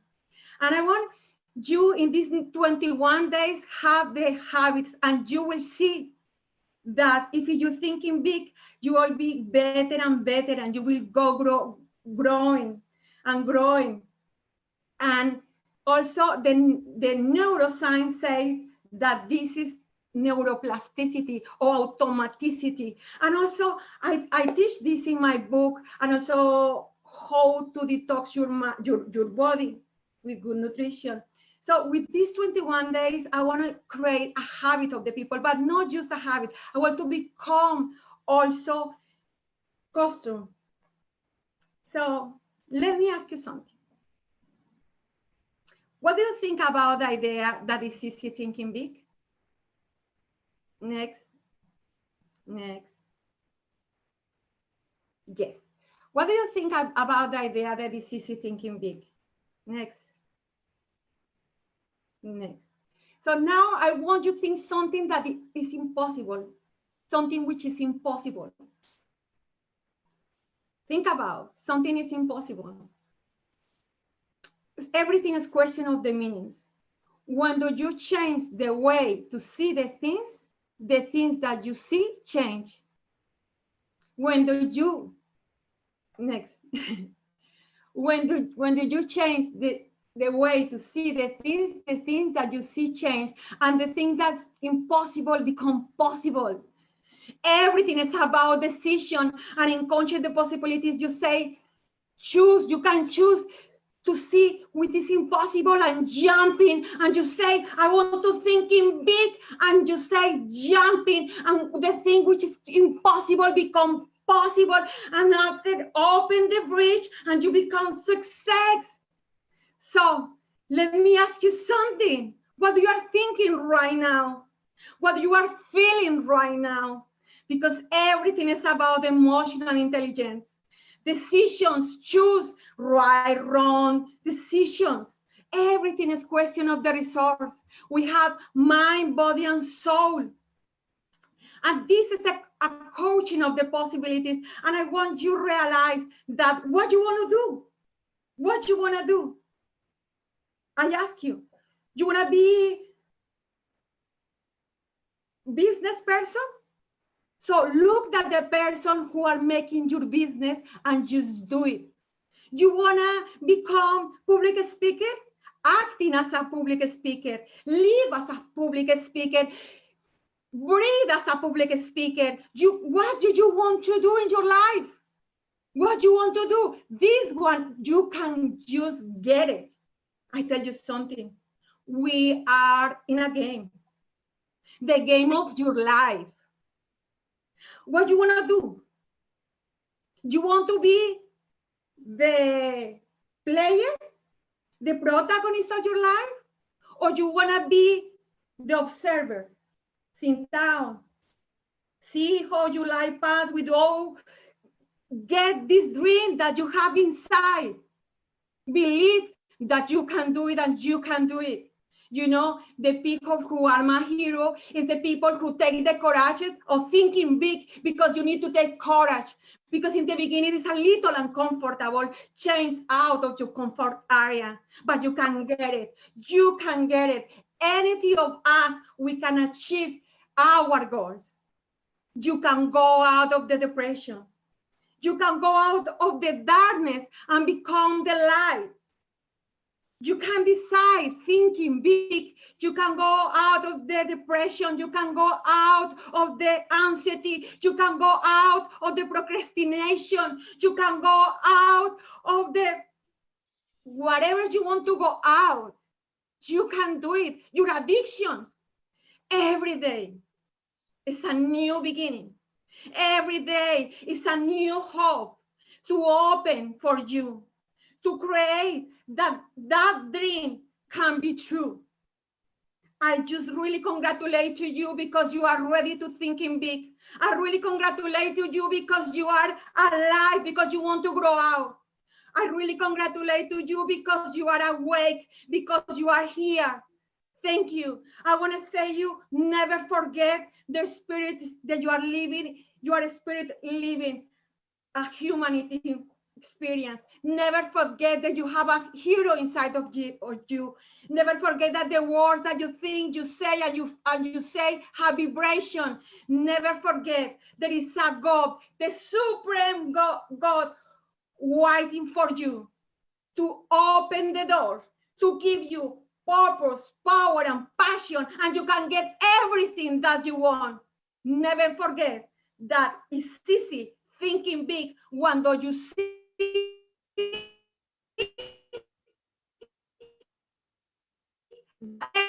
Thank you.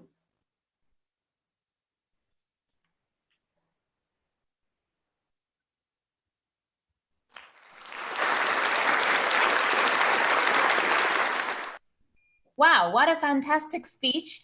I loved your great vibration and energy that you started with, enthusiasm. It was a really magnificent speech, very powerful, with punchy sentences, with amazing system. And I really felt the pain when you were describing the tragic part of your story. Overall, fantastic speech. Overall, fantastic, amazing, well done. And Yeah, well done. And now let's welcome to the stage, Harry Sardinas.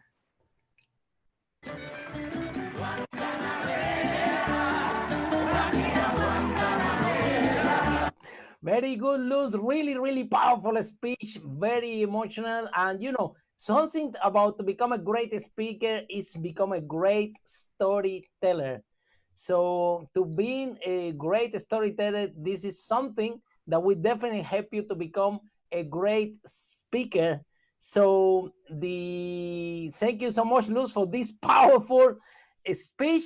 But we are not, the night is not done yet, because we have two more powerful leaders, contestant speakers, that now they are getting ready, and the night is warming more and more and more. And we have an amazing speech so far, and we are looking forward for our next contestants, motivational speakers, that they have the courage to show up for a competition like that.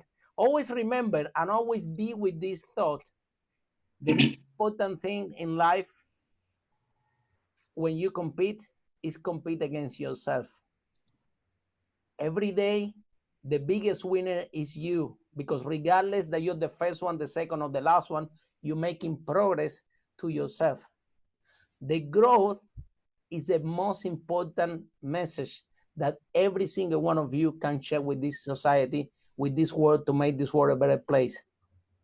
Growing, sharing your message, sharing with passion, like Tom, who's sharing with the trees, like Lucy sharing, like Victor, sharing with passion what you believe, what life experiences do you have that you can transform somebody else's life. So with that, imagine that every single one of us start to express ourselves, start to share our message, and make a contribution for other human beings. I'm very sure that we will live all in a better place.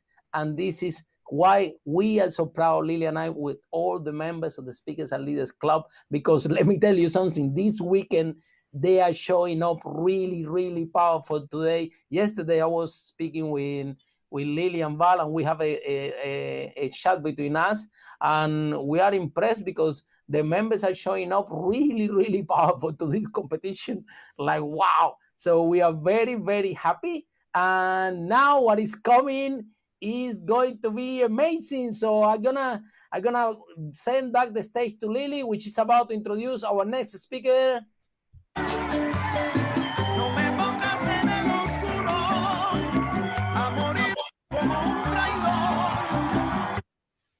So the fourth speaker is someone with a magnetic personality, and he comes from Somalia. And he currently lives in London. And I can tell you that if you meet him, you are going to be absolutely magnetized as well, because he's very socially magnetic. And he has built a team of 15,000 members in one of his network marketing platforms that he was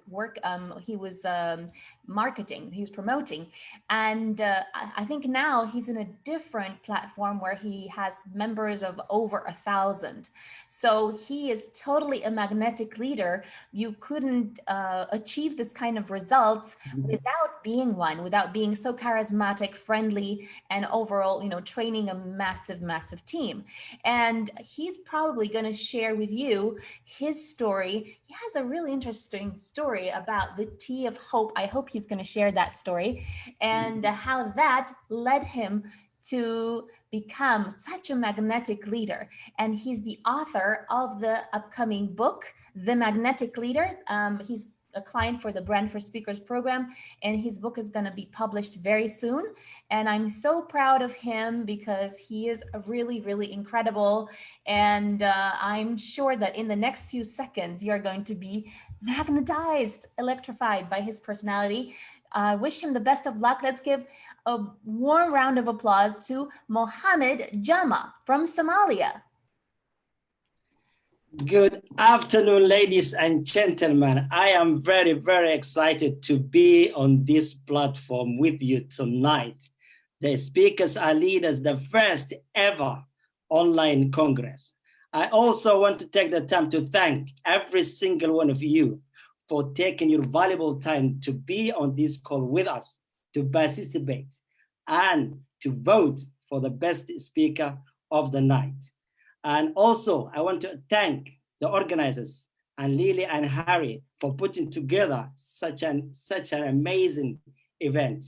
I came from zero, someone who was scared of public speaking, like many of you tonight who are on this call, to the person now on this call talking with you confidently. And this is what is possible for you as well. My name is Mohamed Jama. I'm the author of the book, The Magnetic Leader and the Unique 7 Steps Blueprint.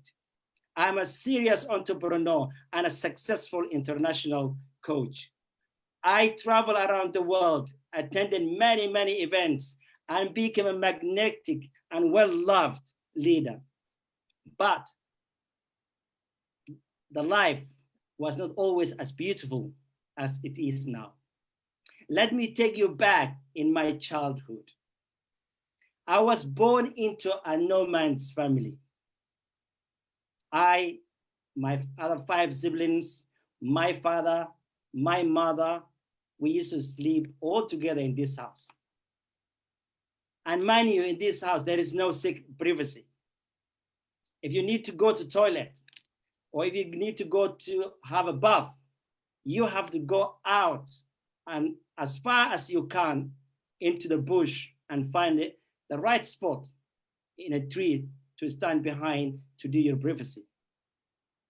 Can you imagine you are naked, standing behind a tree, pouring water from your head, and suddenly some strangers walks by? Very scary, right? I know we take for granted for the toilets and the beautiful baths we have today. And the water we use was also very scarce. We used to use a male camel to go and find water. Back then, if you have 3 male camels, you had the best transport in the no man's family. It was like having today a Range Rover, Mercedes-Benz, or Ferrari at your courtyard. And the food we use was also so scarce. The only time you can get a food was when you take your livestock to the market and exchange either cash or physical stuff.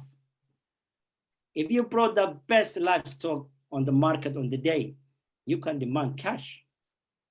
But most of the time, all you're gonna get is what everybody brought to the market. Some people will bring tea, sugar, rice, some people will bring dates, some other stuff. Then you exchange with whatever you're happy with, whatever you're comfortable with. So life was okay, life was amazing, until something terrible happened to our family. My mother passed away. And my father, me being the youngest, and the other 5 siblings, and his massive livestock, he couldn't care for all of us. So he thought the best decision for me was to take me to my aunt, who was living in a small village 3 days away from where we were at the time. So he took one of his camel and put me on the ham of the camel. Can you imagine, as a child, if they put you on the ham of a camel? Thank you. I was so scared. And back then, there was no internet. There was no telephone. There was no letter to write to my aunt to warn her that we were on our way. So we set off our journey. After 3 days, we arrived in the village outside my aunt's house. And my father brought the camel down to its knees. My auntie saw us and she came out of the house and ran towards me. She grabbed me from the camel, the ham of the camel, and hugged me and kissed me. After a long conversation, she decided to care for me. And she did care for me very well. Until my uncle, who was a businessman, was living in the village as well, decided to enhance his business and move to the capital city of Somalia, Mogadishu. I used to hear from the grown-ups. There was a big cities with a lot of buildings, a lot of people, a lot of restaurants. It was, for me, it was imagination, something in my head, something I was, thinking, oh, one day I'll be there.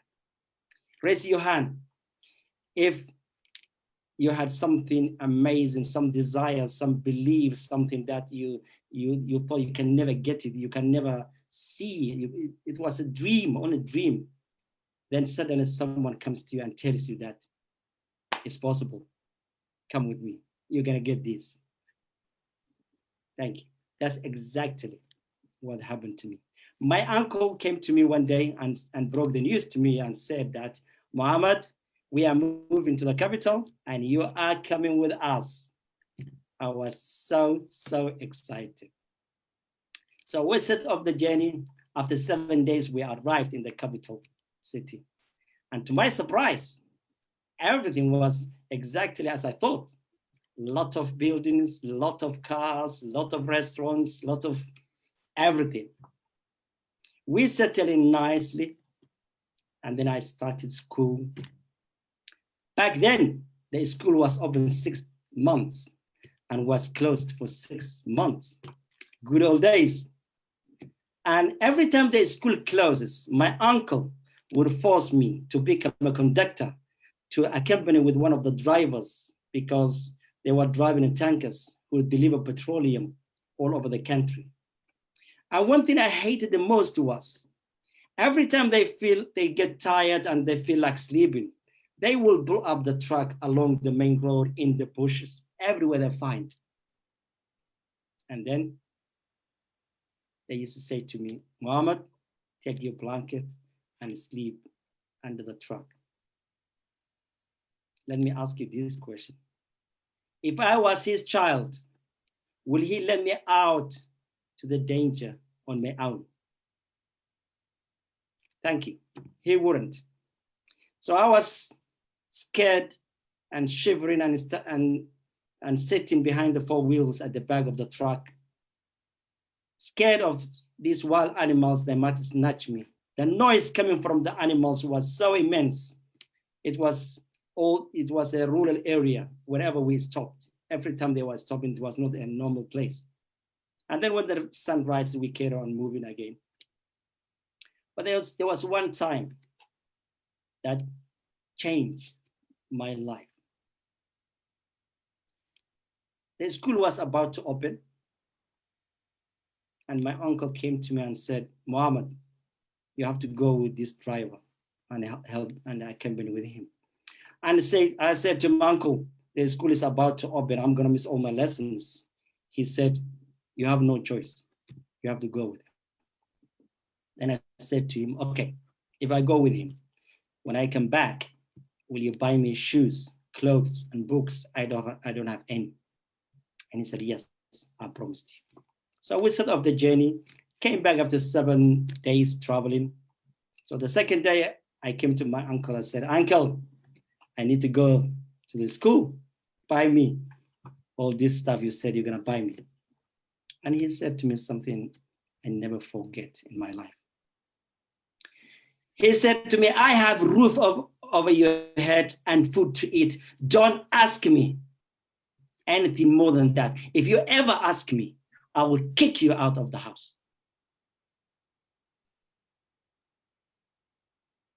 I was saddened, and I sat on a corner, cried and cried and cried. Let me ask you this. When was the last time you have ever felt your whole family turn their back on you? Thank you. That's exactly how I felt. But from that moment, I decided to own my journey, to own my life, to own my future and never ever ask any favor from that man or from his family, and to show them that I can be successful or even more successful than him. But how am I going to do it without father, mother, or family behind me? There was only one way. There was guys, street sellers who sell petrol and diesel on the pavements. I'm sure you saw a lot of these on the TVs and news. I used to go to them and ask them if they needed petrol or diesel. And I agree with price with them. And then I come back to the drivers of the tankers and ask if they had any leftovers petrol and diesel. And then in between, I negotiate with the price and I go back to the guys and tell them, look, this is how much you're gonna give them. The rest is mine, keep it for me. I don't want anybody else to know. So I survived in this way for many years, graduated from high school. But again, I couldn't go to university because I needed a lot more support than this. So I stayed home for 2 years doing nothing. And then something terrible happened in the city. A civil war broke out. People were fighting one another, neighbors on neighbors, destruction, fighting everywhere, blood everywhere, dead bodies everywhere. And I left. I decided to leave my uncle's house and move on. I went with a few of my family friends to another place which was safe at the time. We stayed there. There was not enough food. We couldn't go out and buy food because the fighting was immense. And one time, one of my colleagues, one of my family friends told me that your uncle is living here, and I had no food for 24 hours. Then I thought to myself, shall I go to that place again in the hope of finding food? Then I said to myself, no, that won't be possible. Then again, I said to myself, what about if he's not at home? You can go there, eat, and come back. So raise your hand. If you decided something in your life, you're not going to associate with that person ever again. You're not going to forgive that person ever again. You're not going to associate with anybody, whatsoever what they did to you. And then you suddenly decided to give it a go, one last chance. Thank you. That's exactly what I did. But I was wrong. I went to the house, knocked the door, and to my surprise, my uncle opened the door. He said, what do you want? I said to him, Uncle, I came to babysit for the kids. I haven't seen them for a long time. He said, go and find your own world, and slapped the door on me. I turned around, blamed myself, was angry with myself. And a few days later, we had to flee from the city because the fighting was so intense. We traveled 30 miles from the city and we were stopped by gangs with the big guns. They took everything from us, clothes, book, money, shoes, everything we had, car, and we walked from there. And the closest safety we could find place was between Kenya and Somalia border. It was 500 kilometers away. And between the border and the capital city, all the people in there, they were hostile to us because we were close to the elite who was ruling the country. So we walked and walked, lack of water, lack of food. I was 30% worse than this guy. We lost everything, flesh. One thing I never forget was, I never knew when you walk into the sun, is the flesh what stops the heat from your body. We couldn't walk at all in the daytime because we were exhausted, dehydrated. We had no strength to walk. We used to walk nighttime. And after walking many days, coming close to many times being killed, 2 of my uncles couldn't walk. They had enough. Let me ask you this question. What would you do in this situation? Would you leave your loved ones behind, stay with them, so you're all gonna die? Or you just carry on in the hope of some of you surviving? Thank you. I decided we have to move on. We hugged them and stayed with them for a few hours, but we left them behind. So in the end, we made to the safety of Kenya in a small camp, and then we were moved to another bigger camp in Kenya. In that camp, I saw Prime Minister had nothing. Ministers, business people, the people who are so famous and rich had nothing. It was a very bad place to be in. And I said to myself, am I going to be part of this forever, or am I going to find something to support myself and to support everyone else? I can relate to all these miserable, all the bad things that's happening to these countries, Yemen, Iraq, all the Syria, because I can feel their pain. Then I decided to become a tea seller. There was a big tree in the camp. Under that tree, I bought a wheelbarrow, few stones, big pan to cook the tea, oil, some tea bags and sugar, and I started cooking tea.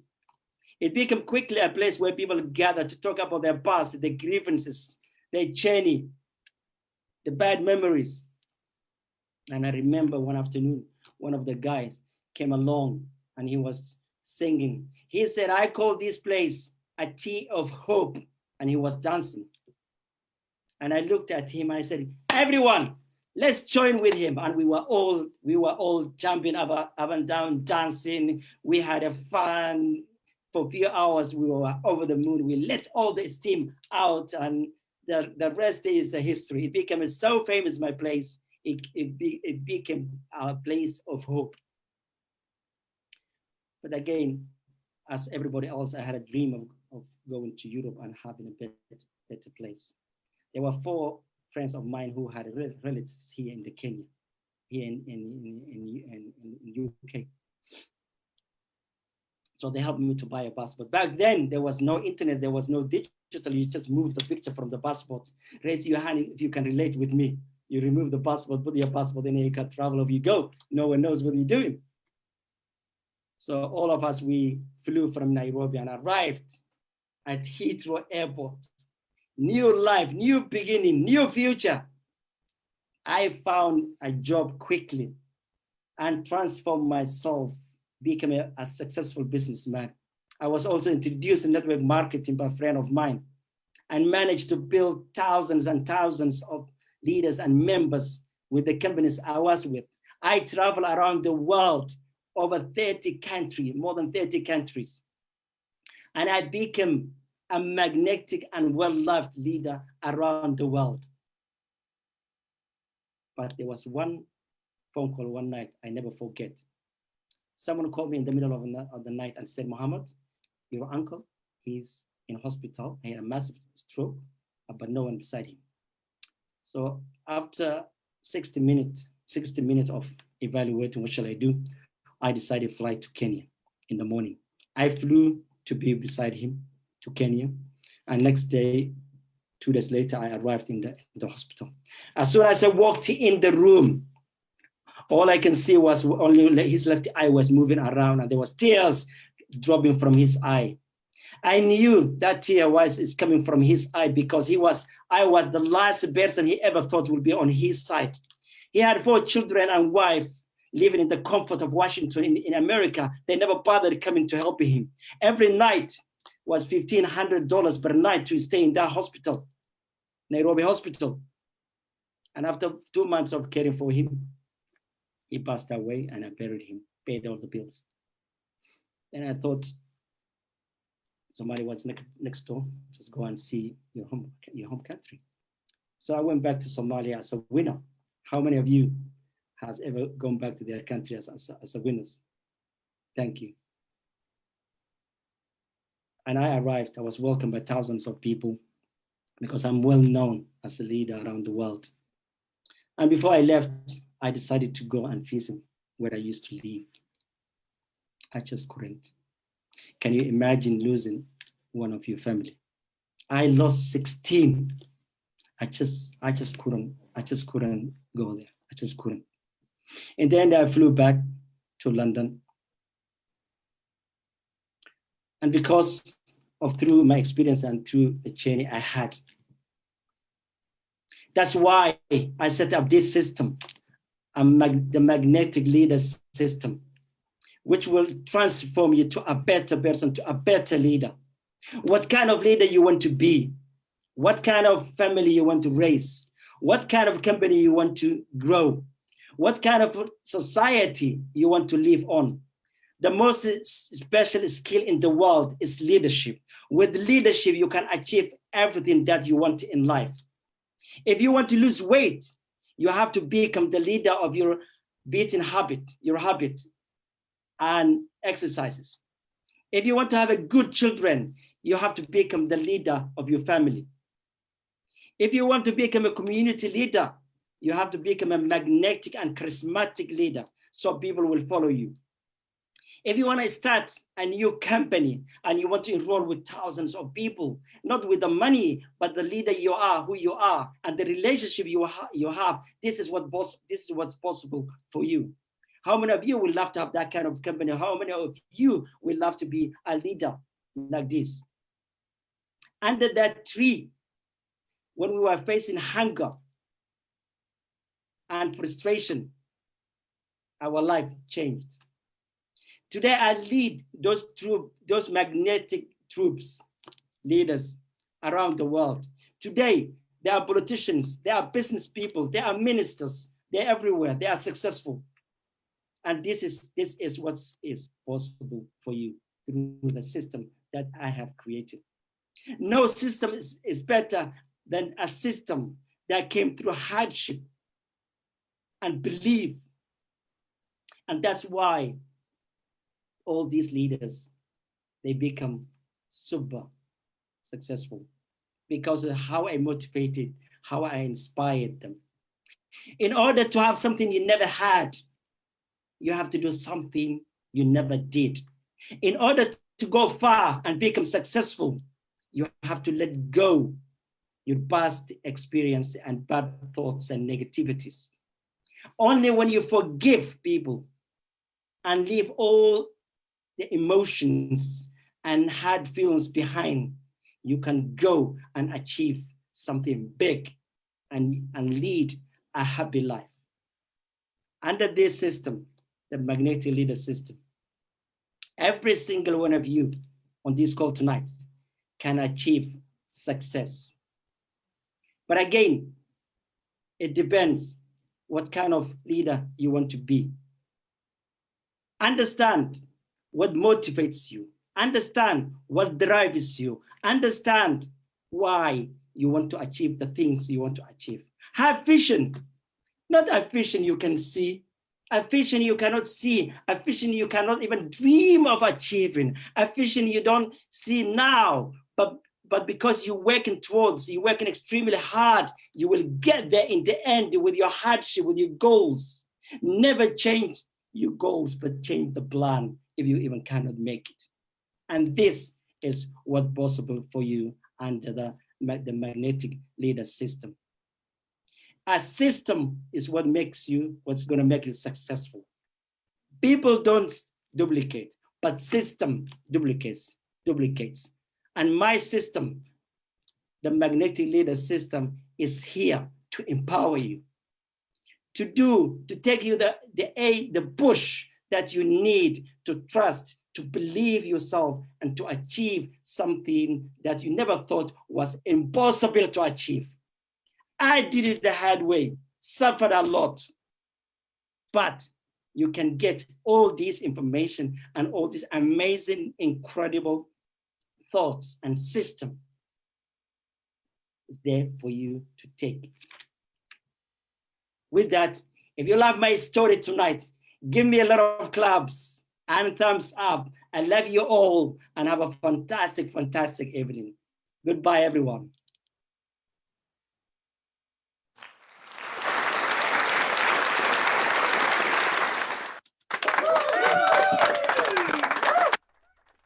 You could all see now why Mohamed Jama is a magnetic leader, and I hope he has magnetized you and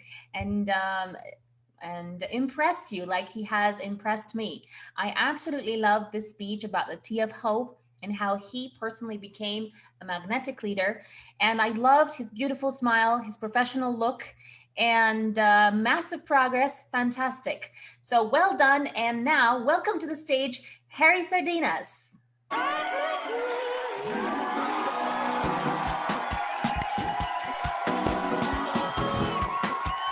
By believing yourself, amazing, Mohamed. What a speech. Really, really powerful, a magnetic leader. Yes. So we're talking about the subject. I haven't talked now that I'm delivering keynote speeches about this subject, how to become a charismatic speaker.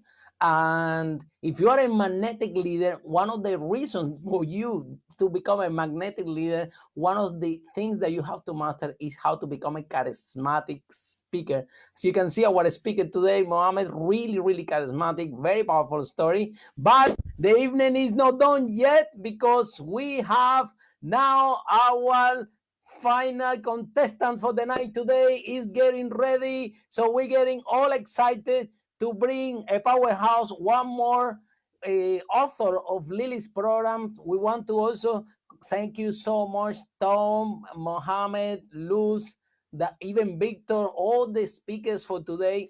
They are also part of Lily's program, how to write and publish your book and enhance your personal brand.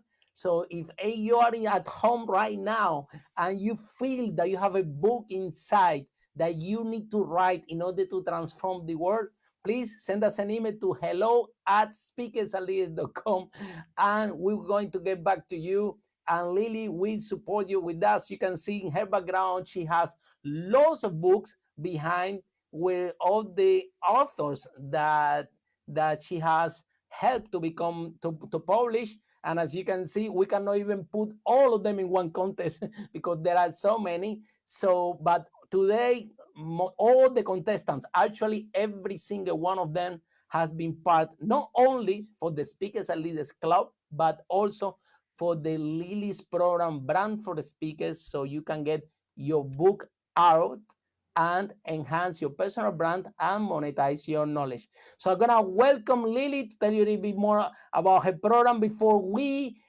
introduce our next speaker. So thank you very much and welcome to the stage, Lily.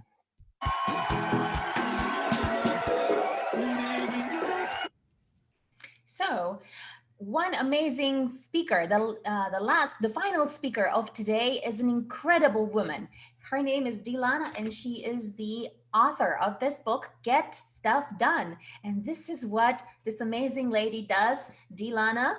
She gets a lot of stuff done. She's a productivity coach, and she helps women get empowered to be more efficient, more productive, so they can become more successful and so they can achieve their goals.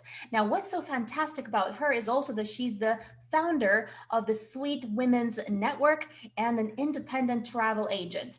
She helps families around the world find budget-friendly holidays.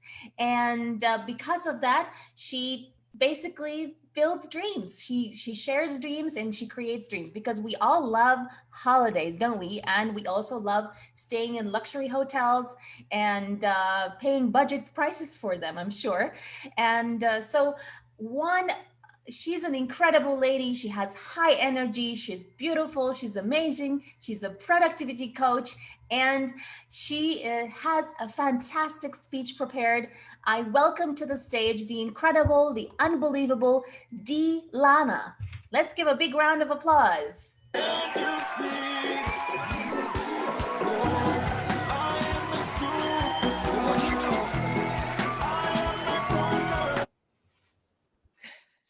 Thank you so much, Lily, for that wonderful introduction. I just want to say thank you to you and welcome to everybody who's joining us tonight. Good morning, good afternoon, or good evening from all over the world. Wherever you're joining in from, you are welcome. You are welcome, welcome. It's such an honor to be part of this first amazing online Congress competition. I am absolutely beside myself with happiness to be part and be standing beside such great leaders and great speakers worldwide. So I would like to say, hands up if you would like to be washed up on any beach anywhere in the world. Okay. And hands up if you would like to surf the waves of life and to tell the storms in your life to be still. Thank you. Thank you. And hands up if you are not going to put your hand up no matter what I ask this evening. Thank you so much. I see you. Thank you. Thank you. Yes, today I am going to say, I would like to give thanks to a higher power than myself, first and foremost, who I like to call Baba God, because without whom we wouldn't even be here at all. So I say thank you, and I'm so grateful. And I would love to give thanks also to the sponsors of today's evening, Lily Patrascu and Harry Sardinas. Thank you so much for putting together this amazing event. We are just so excited to be here. And also, I'd love to thank the technical guys who are making sure that we are connected and you can hear me loud and clear from around the world. Thank you, Matthew, and thank you, Brox, all the way in the Philippines. We appreciate your efforts. I would love to thank each and every person that has logged in today, because you could be watching your favorite program, you could be chilling out with the family, but you're here listening to me for 25 minutes. So here's my promise to you. By the end of 25 minutes, I'm going to give you value and tools that you can take away and use in your life or your business and take it from the level that it's at now to the stratosphere, to hero level. Because remember, we're all heroes. We all have a hero inside of us. So I would also like to thank the lovely judges today who've come out to judge us and to also give their time to give valuable feedback. We appreciate you. And from the bottom of my heart, thank you, and thank you to everyone. Why do we have to put our lives into organization and to productive systems? Why do you think that is? Well, I'll tell you, because productivity smells like success. Today, we're going to learn why productivity is one of the most important skills a human being can have. So I'm Dee Lana, as Lily said, award-winning author of the book, Get Stuff Done. I'm an empowerment coach. I'm an international motivational speaker. I'm a productivity coach. I love to help people. This is why I am the founder of Sweet Women Business Network. This I put together to empower women to achieve their goals and to help themselves. I am a community leader. I teach Sunday school. I also lead a church group. This is because I have a passion for children's empowerment and to teach the children and help the future. And I also love to empower the people around me with what I've learned, and we just gel together. I am also the founder of Sunday Lounge Live on Instagram. I founded this during lockdown so that I could connect with people and we can share our experiences during lockdown. And you can join us on Sunday at 1 p.m. on Instagram. Also, I have been teaching aerobics during lockdown. So I had to get my certificate out and dust it over. But yes, it's been going really well.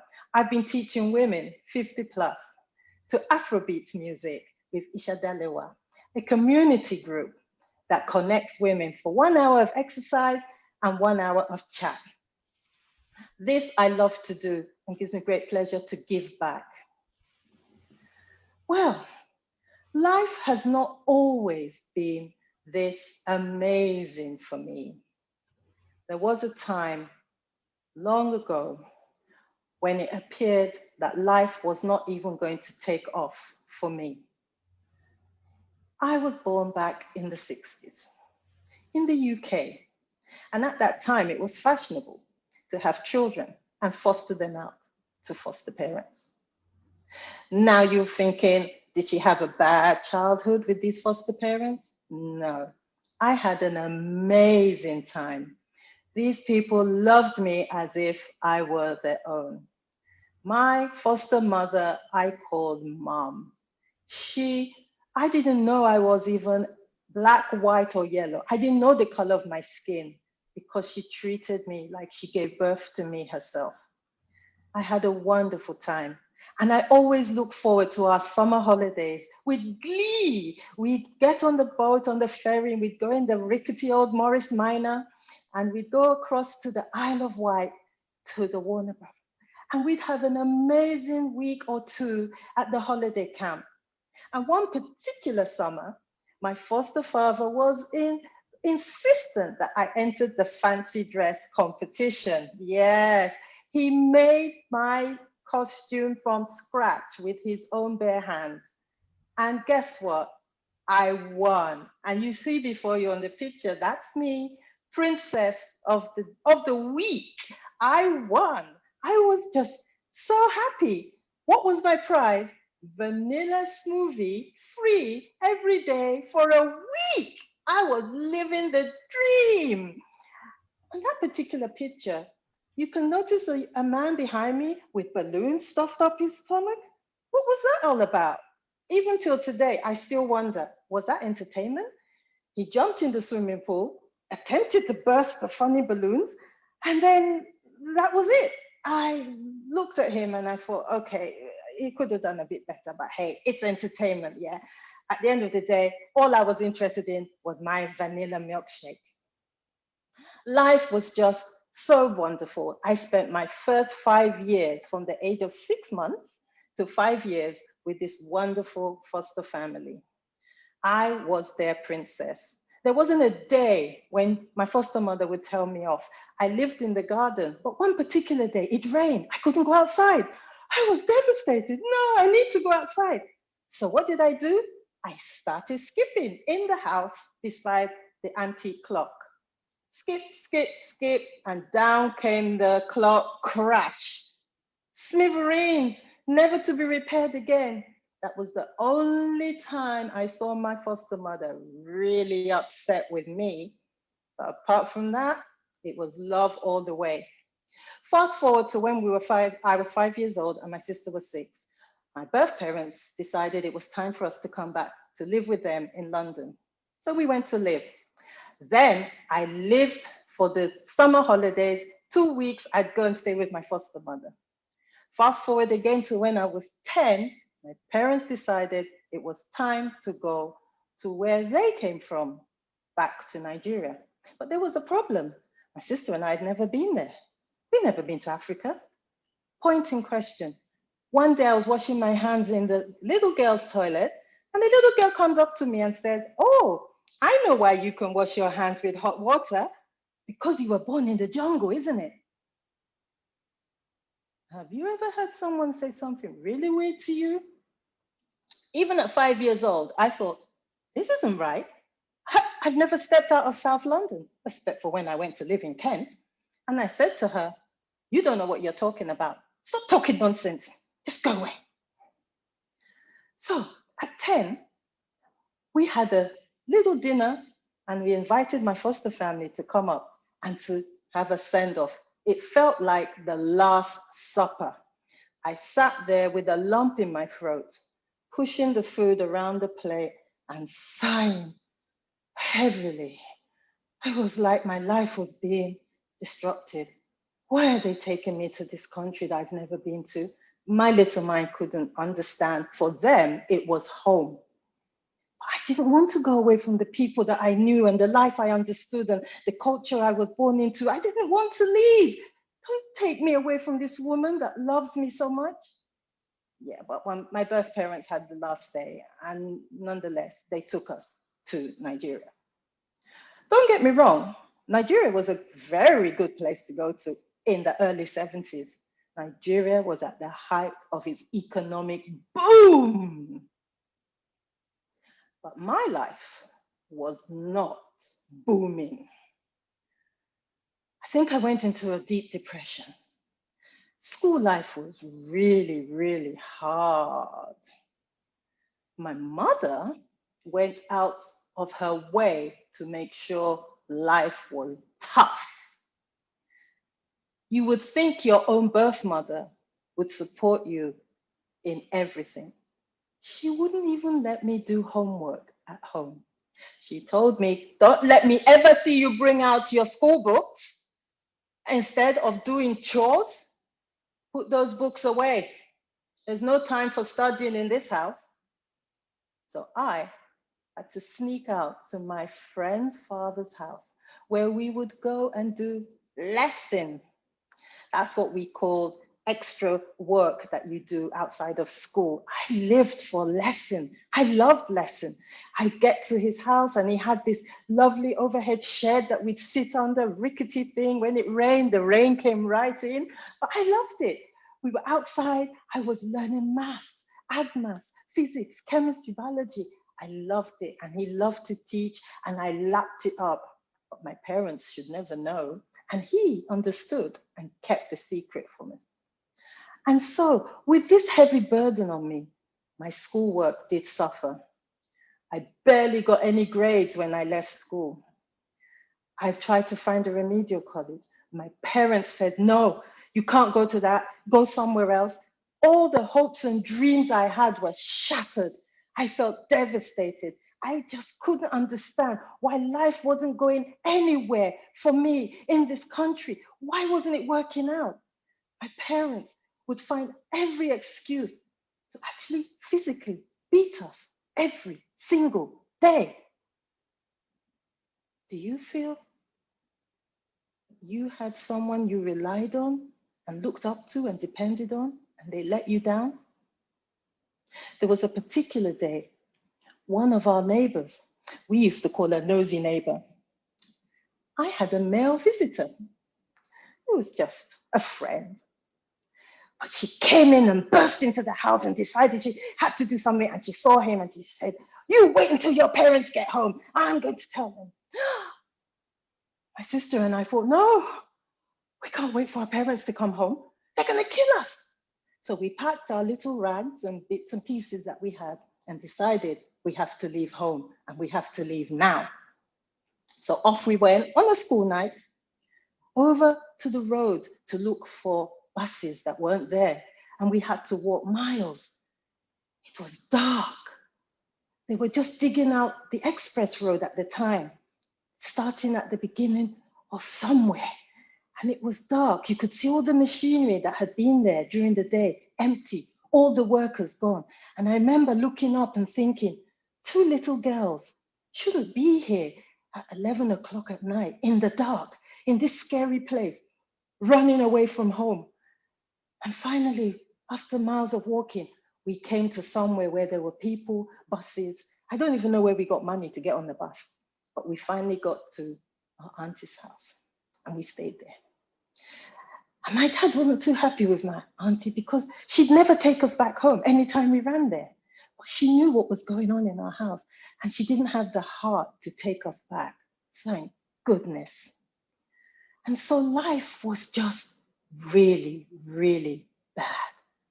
It was a nightmare. I hated my life as it was in where I was at the moment. And one particular day, my dad had lucid clarity and he saw how sad and devastated I was. And he asked me, Doyin, what are you going to do with your life? What do you want to do next? And I said, I want to go back to the UK. That's where I want to go. I didn't want to be here. I hate it here. He wasn't going to send me back. 16 years old, back to UK on your own. What are you going to do? I said, Dad, I don't know.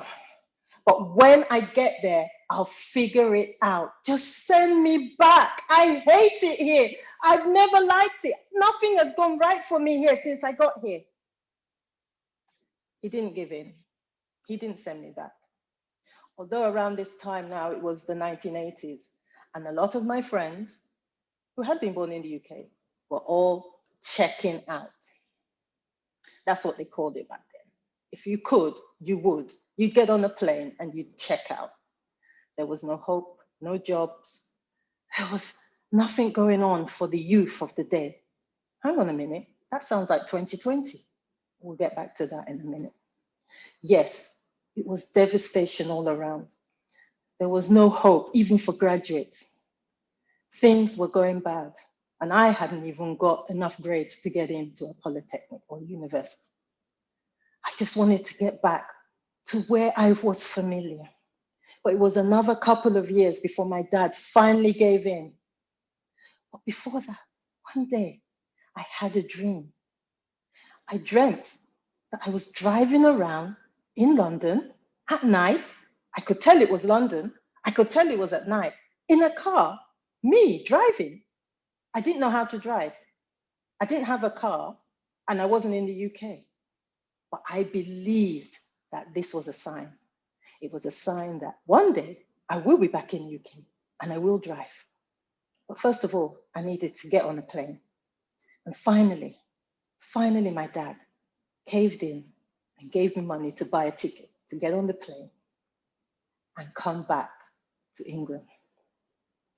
I was ecstatic. I'd finally made it back to London. And there I was, the bright lights of the city. I knew I was home. I didn't know what I was going to do. I didn't know where I was going to start, but I knew that I was home. I was where my life was going to start to take off. I'd felt for so long choked. I felt like life was never going to start. When is life going to start for me? Now I had a chance. Thankfully, moving forward into the year 2000, I came across a wonderful couple, Lily and Harry. I was introduced to them by a friend. And from that moment on, when I met them, I knew that they understood me, they got me, they understood my dream. I was with people that I could call my family. It was as if I'd known them all my life. And through this collaboration, I received a certificate for joining Speakers Are Leaders. I was able to get my book published with Lily.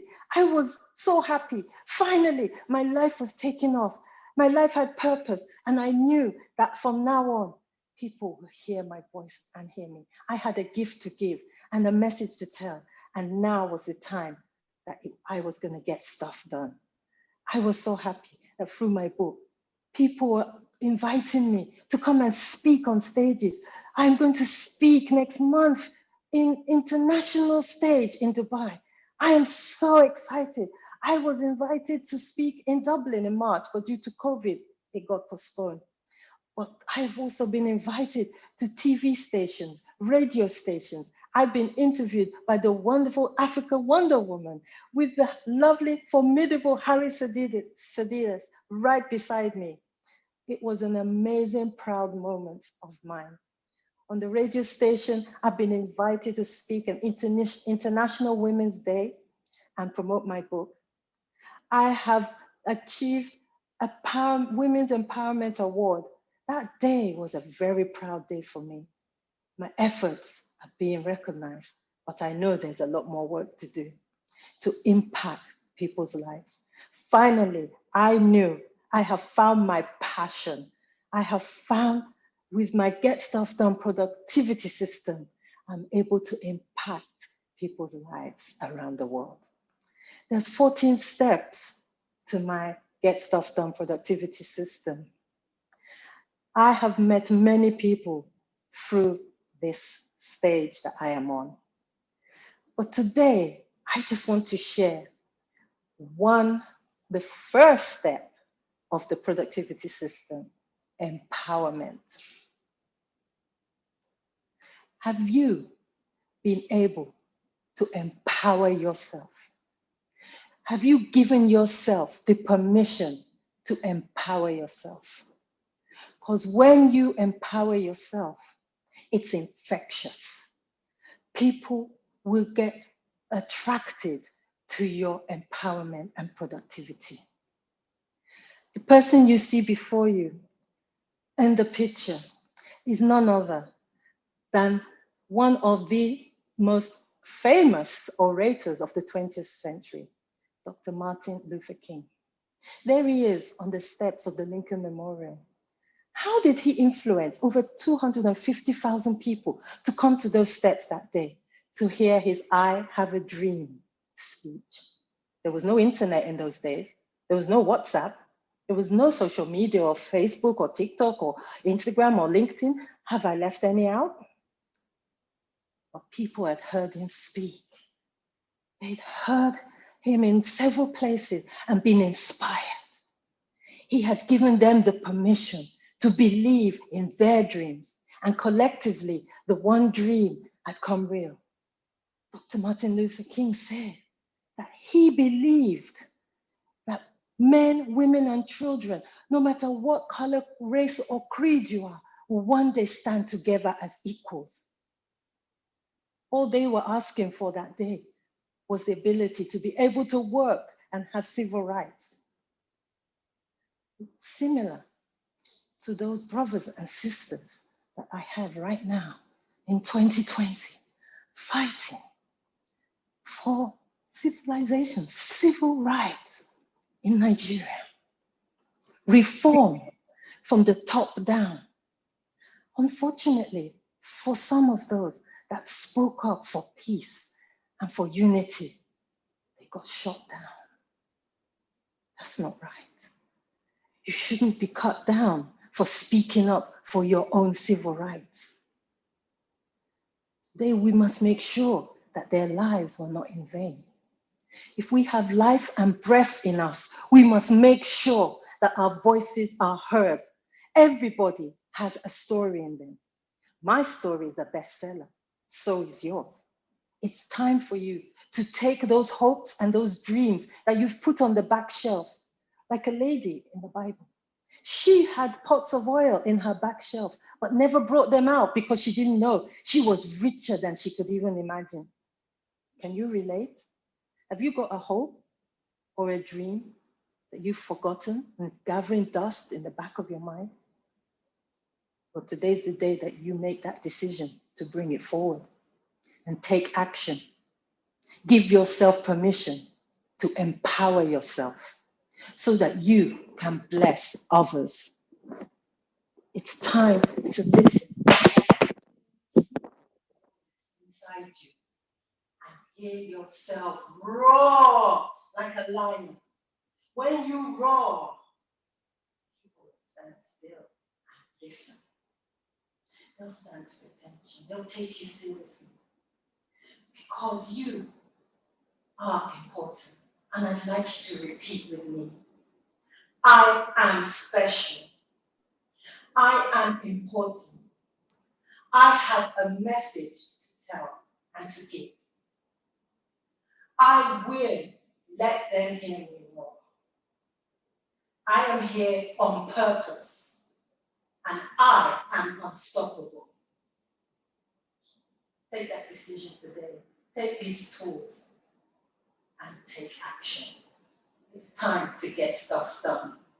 Empower yourself and empower others. Thank you for listening, and I look forward to seeing you on the other side of your success. Thank you.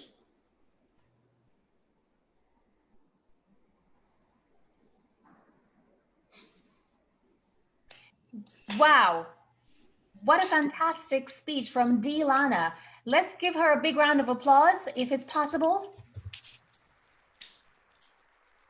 If not, manual round of applause for Dee Lana. Excellent speech. You looked professional. You look fantastic. You look beautiful. I love your background. I loved your system. And you are a great storyteller. You have great eye contact and you have a radio voice that absolutely every single person loves. So well done, a fantastic speech. And let's give a round of applause to Dee Lana. And now I'm introducing Harry, who is going to introduce the polling on Facebook, the voting on Facebook. Yeah? Let's give a big round of applause to Harry. Thank you very much. Thank you very much. Thank you very much. And now there is the moment of truth. There is a moment of voting. Who, in your opinion, is the best motivational speaker? We have today Tom at the beginning, really passionate about the passion of trees. Then we have Victor with his message, whatever it takes. Then we have Luz with a very powerful message, is easy thinking big. Then we have Mohamed, this magnetic leader. And last one, you need to get stuff done with Dee Lana. We have a fantastic day today. And I have to say that all the speakers today have been amazing. But at the moment, like I always said, we don't play for good. We don't play for excellent, we play for extraordinary, right? And it's important for us to bring the members of the club to the audiences, external audiences, to get some feedback from specialized people. So step number one, at the moment as we speak, already the poll in Facebook has started. So these are the steps, right? The public is starting to vote right now. And if you are in your home, if you're in your home and you love the speech of Tom, the speech of Victor, the speech of Luz, of Mohamed, or Dee, it's your time now to vote what was, in your opinion, the best motivational speaker. And I always say that, right? It's not about Harry sometimes saying, no, you're the greatest speaker. At the end of the day, the audience, right? We do this job, we share our message for them. And if they are one of the main protagonists to actually access how well they receive that message. That's why in this competition, we decided to do 50% specialized judges that they are about to start to give his opinions in a second, plus the public. So if you are in your house, the poll in Facebook is open. It's time to vote now. The poll will be open all the time that the judges will be speaking, because I know that some of you want to join the Facebook, some of you. So as you can see, step number one, there is a private group, Motivational Speaking Contest. This is the only private group where we have over 900 people. I think that today we might reach 1,000 people there. This is our audience, right? So over there, at the moment, we are posting in Facebook this question for the public. Who is the best motivational speaker? And in Facebook, if you go right now to this private group, Motivational Speaking Contest, and you join this group, you will find out that on top of this broadcasting, in this broadcasting, you're gonna see the poll. You're gonna see the poll already written there. All you have to do is just pick the name of your favorite motivational speaker, and then you vote. Now, all these results later on, after we close the poll, it will be compute. Yes, it will be adding.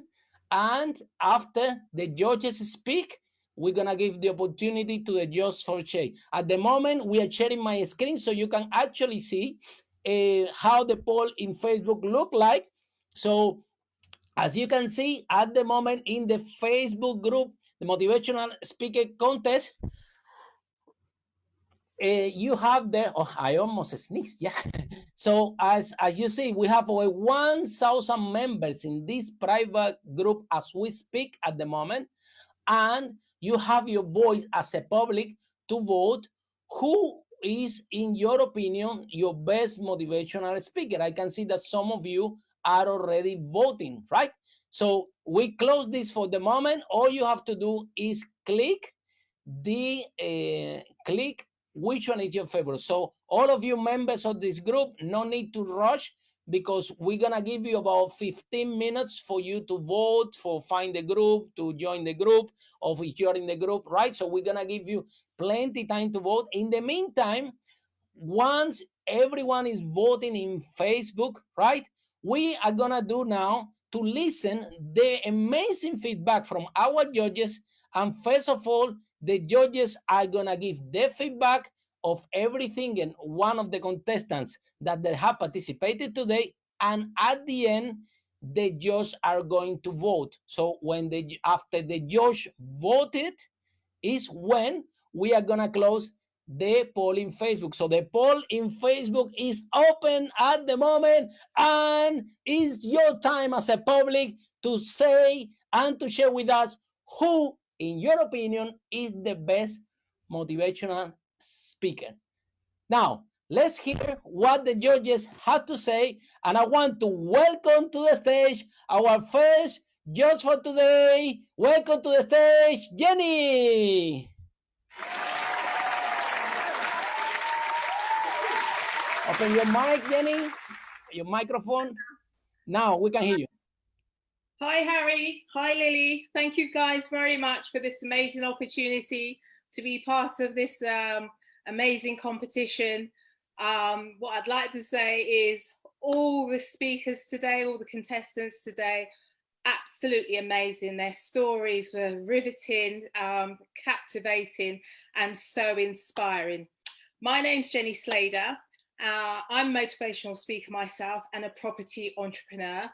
I help investors acquire property to create a secure financial freedom by using property as a financial vehicle. We source properties on behalf of our clients. We will renovate them, and what we tend to look for is properties that we can actually add value to, whereby we can either put an extension in, going out or going up. So back to the competition today. So as I said, I thought all the contestants were absolutely amazing. Tom with Tree Economy, I thought he had an immediate captivating, caught us immediately from his entrance when he had on his costumes with the wig and the cloak, etc. I could tell that he was extremely passionate about trees, that trees was his passion. He had absolutely superb body language, great eye contact, enormous energy, really expressive, very, very sort of descriptive about his background, his education, and the fact that he felt that he wasted a huge proportion of his life until he actually found his passion and went back, had an back to education, got 3 degrees, got into NLP and got a huge emotional breakthrough, then sort of recaptured his relationship with his father, basically just in time. And the biggest message I came away from Tom's speech, I think one of the strongest message was, don't waste time, don't waste time, do what you need to do now. And basically another one of his strong message that he finished up with was his vision for the future, and the fact that trees are very important. They're brilliant for our mental health, especially going through this period that we're all going through globally. Trees are very good for our mental health, and also they're very, very good for the economy. I thought his speech was superb. Going on to Victor, Victor's story was so amazing. It was absolutely unbelievable. 4 kids by the age of 17, my goodness. And it's amazing to know that through all the adversity and challenges that life threw at him from a very, very young age, that he was able to navigate through all that, managed to take his family through from Colombia, through Israel, and then to the UK, not speaking English, and ending up being a property millionaire in a very, very short space of time. And all that with a new, younger family. Absolutely motivating. And what is really, really interesting with Victor is the fact that he now wants to give back and now wants to pass it on. And a part of his speech was as well how he overcame his fear of public speaking by joining Toastmasters and Speakers and Leaders, and how he now is actually passing on his knowledge and helping other people. Luz, her story was also absolutely amazing. I found her energy absolutely from the get-go electrifying. I found her very expressive as a speaker. I was absolutely captivated by her. I found her absolutely emotional. A lot of her message was all about authenticity, and she was really, really authentic. I felt as she was speaking, especially when she was describing emotional events that happened in her life that were negative, I actually felt her pain. So I felt she actually conveyed that really, really strongly. the speech was very strong, very emotional. Her big thing is to basically, with her book, It's Easy to Think in Big, was to use visualization, use various systems that she encapsulates in her book, using visualization, listen to your own intuition, the power of rejection, and basically that what you think is what you are, and you can basically think yourself out of anything, out of depression, out of procrastination. Her message was really, really strong. And as I say, I felt it was very, very authentic. Moving on to Mohamed. Mohamed, unbelievable, absolutely unbelievable. I was like, how could anyone go through all this that he had gone through and come out intact, sane, and just wanting to help other people and wanting to lift up other people and teach other people how to lead. One of the strongest things that I thought to myself was that he's been really tested for his life has really tested him. And I was thinking to myself, I don't think that I could have, I could have come away I could have gone through what he's gone through. Civil war in Somalia, basically from as a child, his whole life was extremely hard. I felt that I found him a great storyteller, extremely descriptive, his language. He's got an amazing voice. His presence is good and strong. I can see why he's a leader and an international speaker, because you can see the gravitas of the man and that he's got such confidence in himself. But it looks like his confidence that he's developed in himself is from the hard life that life has dealt him. Amazing speaker. Dee, absolutely also another amazing speaker. As I said, all the speakers today, contestants for today, absolutely blown away. They're absolutely amazing. Great storyteller, beautiful voice, great eye contact, very compassionate person, interesting story about her childhood and the difference between growing up in a foster family who were loving, wonderful and caring, to the contrast of moving to Nigeria and whose parents were a little bit more, were harsh and abusive and were not supportive of her education and of her as a spirit.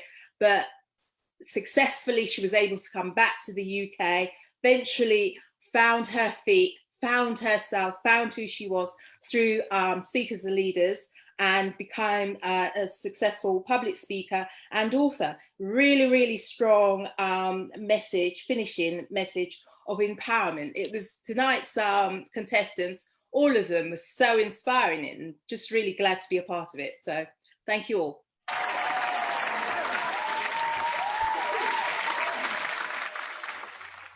Thank you very much, Jenny. Great speaker.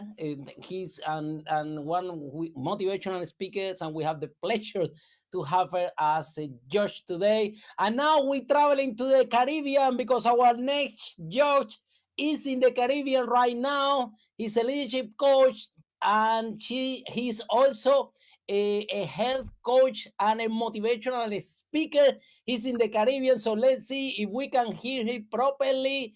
So welcome to the stage, Oli. Hello here from the Caribbean right now. I mean, where it's very hot.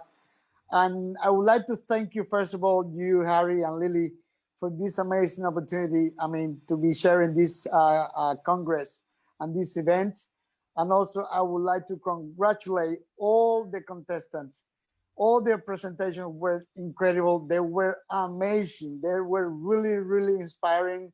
All the stories that they all developed, they were great. I mean, and that is something that is really to take into account, and something that you need to follow in order to succeed in life. Those examples are those examples that you need to follow to be a great person, a great human being, and to be great in life. Starting with Tom, I think he was very, very engaging, when very passionate when he was talking about trees and the impact that actual trees can contribute with the economy and with society, which is great. He has a very good body language. He was very engaging. He was very good at talking, to the audience, and I think he had a great energy when he was communicating, when he was transmitting his speech. In the case of Victor, is just incredible. I mean, his story, having 4 kids at 17, is really inspiring, and I could see how that situation coming from Colombia would develop that inner strength to succeed and to get far in life because of those kids. Those kids were his sort of like steering wheel to become a millionaire and to become who he is right now. And the fact that he's willing now to pass on that knowledge is really, really amazing. He was very good. He was very engaging. His story is amazing. And to go through all those, hardships from, Colombia to Israel to London is incredible at such a young age. So it was very good. It was amazing. And thank you for sharing that. In the case of Luz was very, very inspiring too. She had this great enthusiasm. She got this sort of like light that you really want to listen to her. You really want to talk to her. You want to really engage with her because she was speaking with such a passion, and the emotional connection that she can create with the audience was amazing. That you can actually feel her story. You can actually feel what she was feeling when she was describing their moments in life. So it was, as I said, amazing, very powerful. It was really, really, really good. What can I say about Mohamed? What can I say? I think the name itself just said it all. He's a magnetic coach. His hardship, his troubled life, all the things he have been through, I cannot even imagine. And to get up, to stand up his own 2 feet and be where he is right now, and be willing to share that, to teach, to empower other people after everything that I've been through is just amazing.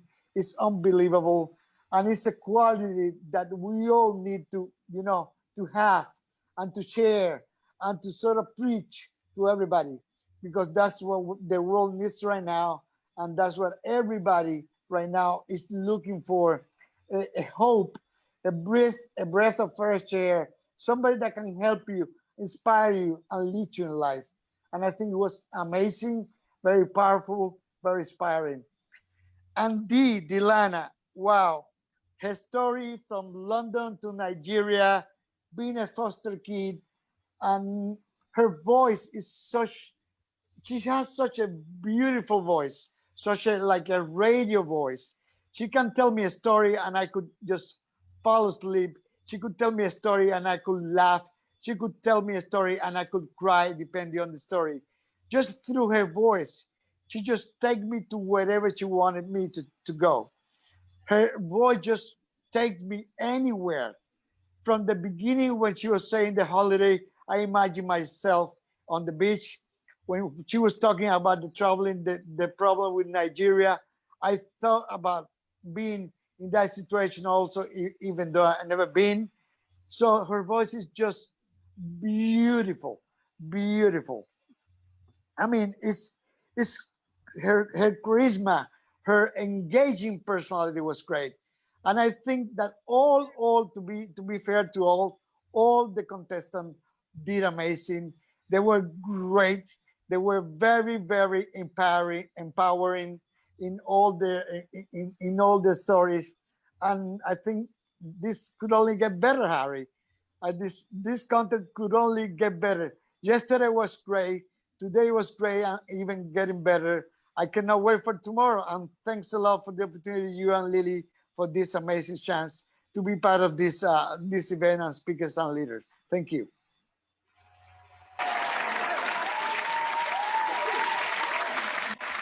Thank you so much, Oli, for your kind words. An amazing motivational speaker, Oli, at the moment based in the Caribbean. But it's great to have you here, and great to have your feedback, which is Oli has been a very empowering feedback, which is amazing. Thank you so much to have you in the panel of judges. And our next judge she's from Spain, but she's based here in UK. So we want to listen the next feedback for our next judge from Spain. Welcome to the stage, Maria. Let me put you some Cuban music.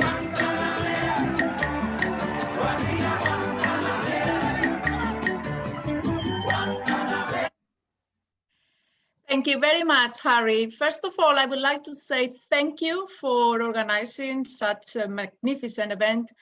Thank you to you and Lily. I can only imagine how much effort you've put into this, the organization of the whole event. And thank you very much for having me on your panel. My name is Maria Fernandez. I work as an Agile Portfolio Delivery Manager in the IT sector, and I love anything to do with motivation. In particular, I love those stories where people overcome whatever challenges that life throws at them, and they get to achieve their dreams against all the odds. And this evening, we've been delighted with 5 great examples of people doing precisely that, overcoming the life challenging circumstances to achieve their dreams. So without further ado, I will share my highlights for each of the different contestants this evening, but all of them absolutely magnificent. The first of them, Tom, very catchy introduction. He got us engaged from the very first second of his speech. I also found that the use of the background, which was aligned with his speech topic, helped reminding us what is that the speech was about, which was about trees. I think also the different characters he played throughout the speech, starting from the very memorable hippie to then the professor, also helped deliver his message. The second one, Victor, a very genuine and conversational speaking style. I think perhaps his life journeys through all those different adventures has prepared him to literally deliver a speech on the go. I would like to commend Victor for, as I said, is literally delivering a speech on the go, just getting off his car, get a mobile and start delivering a speech live to a live audience in Facebook. So very well done on that. Luz, very good energy, very memorable vocal variety. Throughout her speech as well, very good display of emotions, which is not always easy to display your emotions as you do public speaking. And she also left us with very few practical and helpful action items. As for Mohamed, fascinating story. And not only a fascinating story, but also told in a very articulate way. A very, what I would like to highlight is his very effective engagement of the audience. I think I might borrow some of his techniques. I like when he said, let me ask you a question. Please raise your hand. And also in a very polite manner, he then said, thank you when the audience responded. And I also am going to borrow Jenny's use of the word gravitas, because I think that's also one of the highlights of his speech.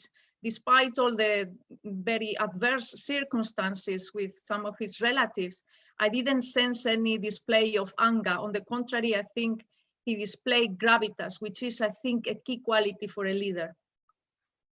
As for last but not least, Dee Lana, a great ability to tell a story in a moving way and with lots of engaging details and anecdotes. I think anecdotes are very powerful to tell a story because those are the things that oftentimes people will remember and help get through your storyline.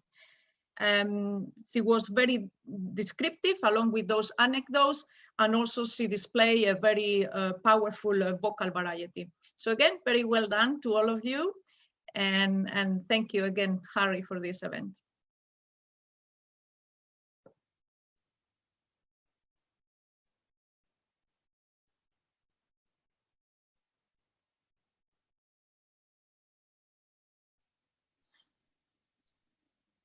Okay, fine. Now, thank you very much, Maria.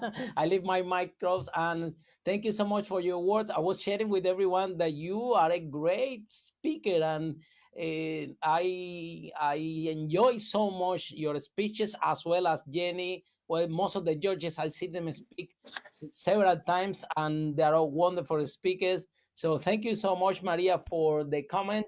And now we're traveling to Africa. Well, regardless that she's based in UK with us, we are going to bring our next judge, the amazing fellow broadcaster, African Wonder Woman, to give us his feedback as the judge for the contestant today. So welcome to the stage, my fellow broadcaster, Juliet. Welcome to the stage. Hello, everyone, and I'm absolutely delighted to be here, Harry, Sardina, with Lily, definitely, and of course, here with you here today. What an amazing night. Well done to all the contestants. You know what, as judges, we get the most toughest job to get to decide who really did here well tonight. I'm going to shoot off and just say you're all winners. And regardless of the number that you get here today, I'm going to leave you with a quick story here today. I used to run in a field. And the moment we got into the field, I said this story yesterday. So I'm going to tell it every day because there's different key speakers every day.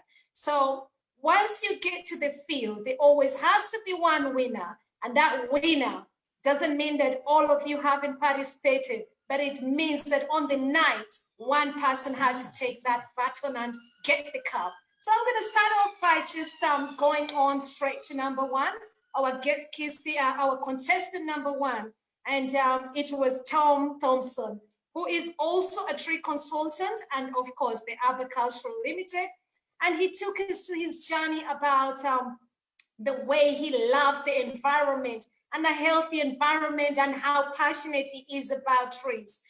Absolutely amazing when he took us to the economy and also asked us to add value to the trees and reminded us that the trees are really good and better for our health. I was absolutely reminded when he said, time, most people say time is mine, but he asked us to think about time is more important than money. So thank you so much, Tom, for that. And of course, I loved your icebreaker. I loved your beautiful slides, Tom. I also loved the way you spoke, your articulation on your pace and how you actually presented. That brought a lot of thoughts in us. I also thought that you brought the value and you thought through your slides and presentation.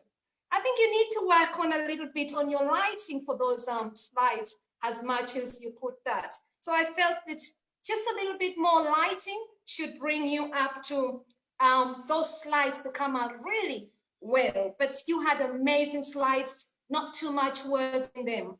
And I loved when you say, you can't make another planet. So I'll leave you with that, with Tom. I'm gonna go to Victor Pabon, and he is the London Toastmaster. I thought you took us, and he also is an investor and an entrepreneur. You asked us the question and you started us with getting us to understand what we didn't know. And I was curious about that. So I thought you had a very good icebreaker. I also thought that you brought in the commitment is everything. And you took us back into that commitment is what you work hard. And you stressed the fact that you wanted us to be able to search for answers in our stories and in ourselves. And I thought that was really, you were hungry for it and you really wanted to take us back into that. Working hard. You also were able to take us to your childhood memories in Colombia, all the way to Israel. And you did not speak Hebrew, and how you had to work hard into learning how to speak Hebrew. Your story was thoughtful, connecting viewers to how to learn new languages. And of course, being able to relate to others, change makers, and collaborate more. Thank you so much, because you mentioned Robert Kiyosaki, and you managed to bring him onto your slides. Your facial expression was great. And of course, you wanted people to know themselves. So I felt that you wanted to change the people. And, you know, you want to give solutions. You were willing to share solutions and to give people something to think about. What I felt you could work on was, number one, your lighting. I also loved your choice of, let's say, your coat, but I felt that you should make more attention to what you pick in your clothwear, so that straight away people are able to want to really see what brand you're all about. I believe in yourself, you ended up by telling us. I thought that you were a little bit restless. I don't know whether it was because of the children or what, but I felt you were a little bit restless, in the sense that you wanted to just tell us what was happening. Other than that, I thought it was a beautiful, great presentation. And that was absolutely marvelous, just to hear your journey and hearing how you ended up with all that travel from Colombia to Israel. And that was really special. I'll go to Luz Duque. I hope I've pronounced it right. And you took us, you were able to take us from Colombia to Spain. And your message of forgive, love, and companion was so special. Hearing your story and how you were able to bring that kind of environment for us to connect with those three words was absolutely marvelous. What you say, what you think, and what you feel, you said to us. Removing the mask on and being yourself, as you described, your smile captured that statement. You were authentic in the sense that you felt that people needed to focus more into action. And you described the forgive and love and companion in a very responsible way that we should work on. I will take you to what I thought you could do much, much more. I felt that your PowerPoints were a little bit hard to read, especially when it came to your name. I also felt that your icebreaker straight away, until you got more comfortable, you weren't able to quickly straight away go straight to who you were. And I know that even I make that mistake. So I reminded myself, I should always remember to even introduce myself, which I always forget to do. So I just wanted to see that you had introduced yourself. And so remembering that and just reminding yourself that you have to always introduce yourself first, despite the fact that you put it on the presentation. It was really hard to read that, and somebody had to really look. Your voice projection was really right at the start of your presentation. It was a bit low at the start of your presentation, but towards the end, you gathered your momentum, your energy, and it was absolutely amazing to see how you could, you know, move from one of your tone. You were speaking right from the tone of your heart. Above all, I loved your smile, and you managed to help us to think through the ideas, how we can think big. And of course, you left us with never forget the spirit you're living with. And that was really nice of you. I will take you to Mohamed Jama. Mohamed Jama, your icebreaker was absolutely beautiful. Your smile was amazing, and you had beautiful slides as well, short and consistent.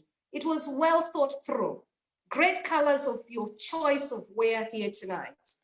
Absolutely great eye contact, and your voice control was absolutely amazing. You had well thought through your journey of how you wanted to present here tonight. You were able to actually, Judge Maria Fernandez described it here tonight. Fascinating. I wrote sparkle. That is what I wrote. It brings us back to life. It took us back to the journey of Somali. And your story brought us right to the reality of what is happening, not just back in Somali, but back to Yemen as you described it.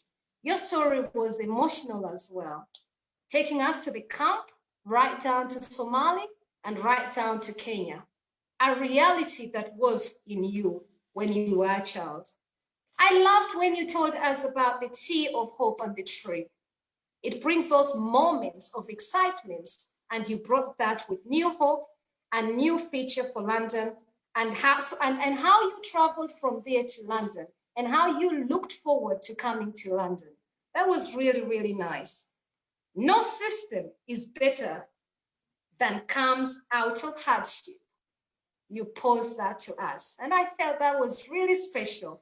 And those are your exact words from Mohamed Jama. I felt that you needed to work on, and I think this is a comment. I felt that your standard was absolutely high, and I felt that you always set your standard so high that I want to put a challenge to you here today. If you're not perfect and you're still not good enough, how does that feel if you perhaps just, because everything was spot on, and I was thinking, do you always put pressure on yourself? You're already good enough. So I will leave you with that. So I felt that just to give you some food for thought here tonight is just allowing yourself, whether you make mistakes or you don't make mistakes. And I felt that that is something I would challenge you on here tonight. With Dee Lana, productivity coach, the author of Getting Stuff Done. I loved your great eye contact. Your thoughtfulness was amazing. Connecting to the audience, I couldn't miss that. And of course, being able to give us your childhood memory that lasted from 6 months all the way to 5 years. I was absolutely keen to hear what was coming next and what the story was all about. And I felt your voice was absolutely nailing it right from the beginning to the end. You kept us all attentive to listen to that story. You then told us about how you went back home, and then how that passion was and how stuff was, and then all the way back to London. And we were waiting to hear those moments. I think that you needed to work on the slides were absolutely lovely as well. I love the way you left us with, when you empower yourself, it is infectious. I love that, Dee Lana. And of course, how you finished was absolutely amazing. I think you need to work on your icebreaker a little bit more. You wasted a little bit of time trying to thank us all judges when you could do that right at the end. So I felt you wasted a lot of time. And if it was not 25 minutes, you probably would not nail it in about 10 minutes. So I felt that you needed to work more on the areas of how you introduce yourself, and just working a little bit more on those slides. I thank you so much. And being here today with all the judges, Maria Fernandez, Monica Gonzalez, Jenny Slander, Dr. Oli Miranda, Omari Eklison Brown, and of course, Nikki Oke. I'm absolutely delighted to just be here on the table with you. And my name's Juliet Mahapila. I'm the African Wonder Woman, the one and only at JNM 1000 Talk Show. I'm a model, social scientist. And of course, I love problem solving. My work revolves or evolves around getting people to find true sense of their own purpose. Thank you so much to you all. Back to you, Harry. Well done, everyone. Thank you very much. Thank you very much. That was amazing. And if you are in Facebook, you still have time to vote. So the public, they vote for you that you are in your house, you still have time to vote. So the poll is still open in Facebook. So if you want to participate and you want to share with us for you who was the best speaker, the good news is still you have time to do it.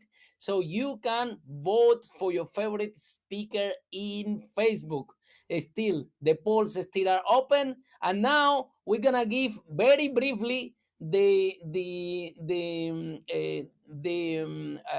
stage to again from Spain now, real stage. So welcome to the stage, Monica, to give us her view about the speakers very briefly. Welcome.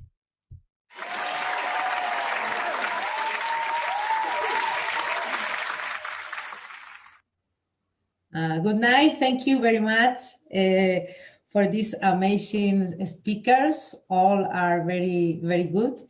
And I explain a few about each one. At first, Tom, for me, he has good nonverbal communication. And the original value of trees is a really good idea.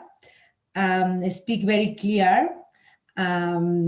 The pics, for example, with brain and the program was really nice and was very, very well done. The second, Victor, was really expressive and natural communication and gave the attention of the audience. Thanks for explaining the conscience way, because it's very, very interesting. The idea of belief in yourself. The third one, Luz, is for me a strong emotional speaker. And congrats, because she's a really good communication, and I'm very interested in the idea of rejection give you power. It's very interesting, that idea. You do with, you say you can do it with energy, and this energy get the audience. Mohamed, magnetic leader, transmit his hard real life, very, very, very real communication about this hard life. I connected with your story. You get the attention of audience too, and your voice with sometimes loud and get more attention, and was really good, the change of the loud or of your voice. And the last one, Dee, with the get stuff done, have a really nice and cute pig with her crown when she was little, and good communication with her smile, and you transmit well emotionally, and was a really, really nice story too. Thank you very much for this amazing night. Thank you very, very much.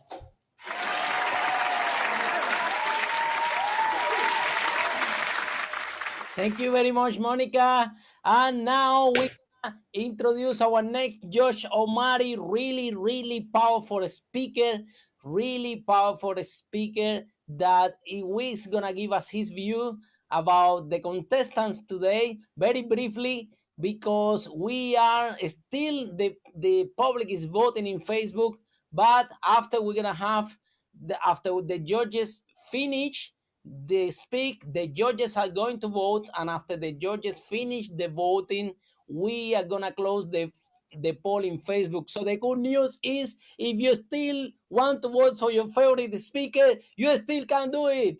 Still you can do it, because at the moment we're gonna bring our next amazing judge, great speaker, good friend. Thank you so much, Omari, honestly, for coming and support us. So welcome to the stage, Omari.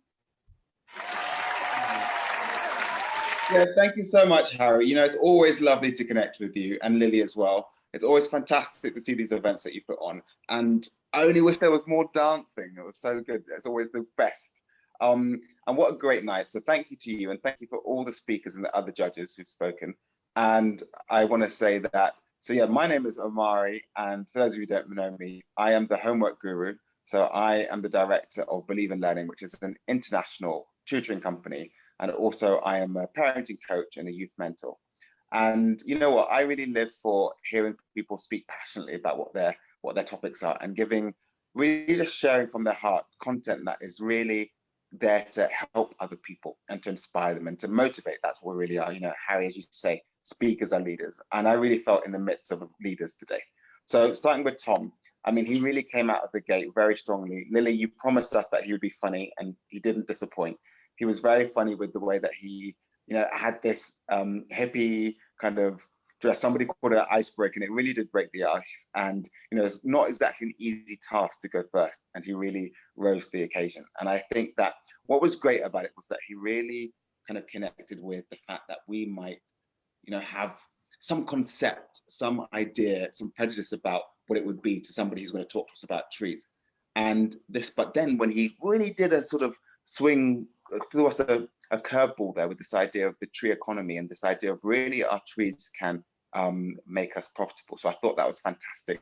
And I love the passion with which he spoke, and of course his personal story as well. And then moving on to Victor. I mean, Victor was fantastic. I mean, talk about rolling with the punches, talk about really showing up and showing the commitment. And it was great. I think it's really, you got to see the measure of the man in the way that he just, you know, with his family, his young child there, but still showing up because he had that commitment and doing whatever it takes to be part of this excellent evening. And I thought his story, I mean, he had me when he talked about having 4 children at 17.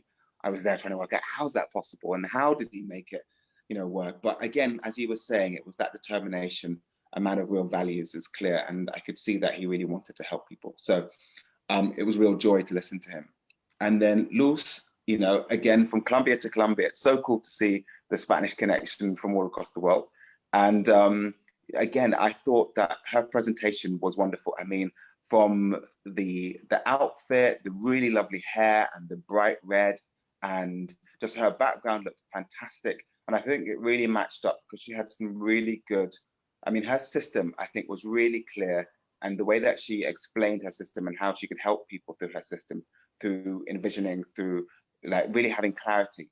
I thought she explained that very well and linked it very well to her personal story. And, you know, somebody else mentioned it earlier. I really felt that when she was reliving her story, it wasn't like she was just telling it for the sake of telling it. You know, she had tears in her eyes. She was feeling it. She was there, and she took me there as well. So, Luz, really congratulations for a really great and moving speech there, as well as great content. And then Mohamed, well, you know, the magnetic leader, and I think definitely watching him, I had the experience of thinking, this is a statesman. He's really statesman-like in the way that he just holds himself, his composure, his delivery was really fantastic. And of course, back that all up with a really, truly, one of those stories where you just think that, you know, you'd expect to see at the beginning of a movie, you know, based on a true story. You know, I wouldn't be surprised if they make a biopic of you yet. And your trajectory seems to be only going up. So really an honor to be able to listen to you, give you some feedback now. But of course, you were excellent. And then finally, but certainly not least, Dee Lana. I loved just the way that you introduced us and sort of asking, is anybody going to put up their hand? Is nobody going to put up their hand? And I think you had introduced some lightness that was there throughout all of your talk today. And I think I can just see it in your personality. And I work a lot with kids. And, you know, knowing that you do the Sunday school, I can well imagine that they must just really enjoy having sessions with Dee Lana, because you just have this lightness and this spirit. And I could just imagine you really kind of pleading with your father to let you go back to the UK so that you could live your dreams. And obviously now you're helping others do that by helping them really kind of connect with their goals and get the productivity to do that. So, I mean, it was a really fantastic end to what's been a great night. So my congratulations to all of you. And as has been said, of course, there can only be one winner tonight, but you've all participated fantastically. And I hope that you've all enjoyed the experience and learned something new from the comments we've had as judges and just the experience that you can take away for yourselves. So thank you, and back to you, Harry.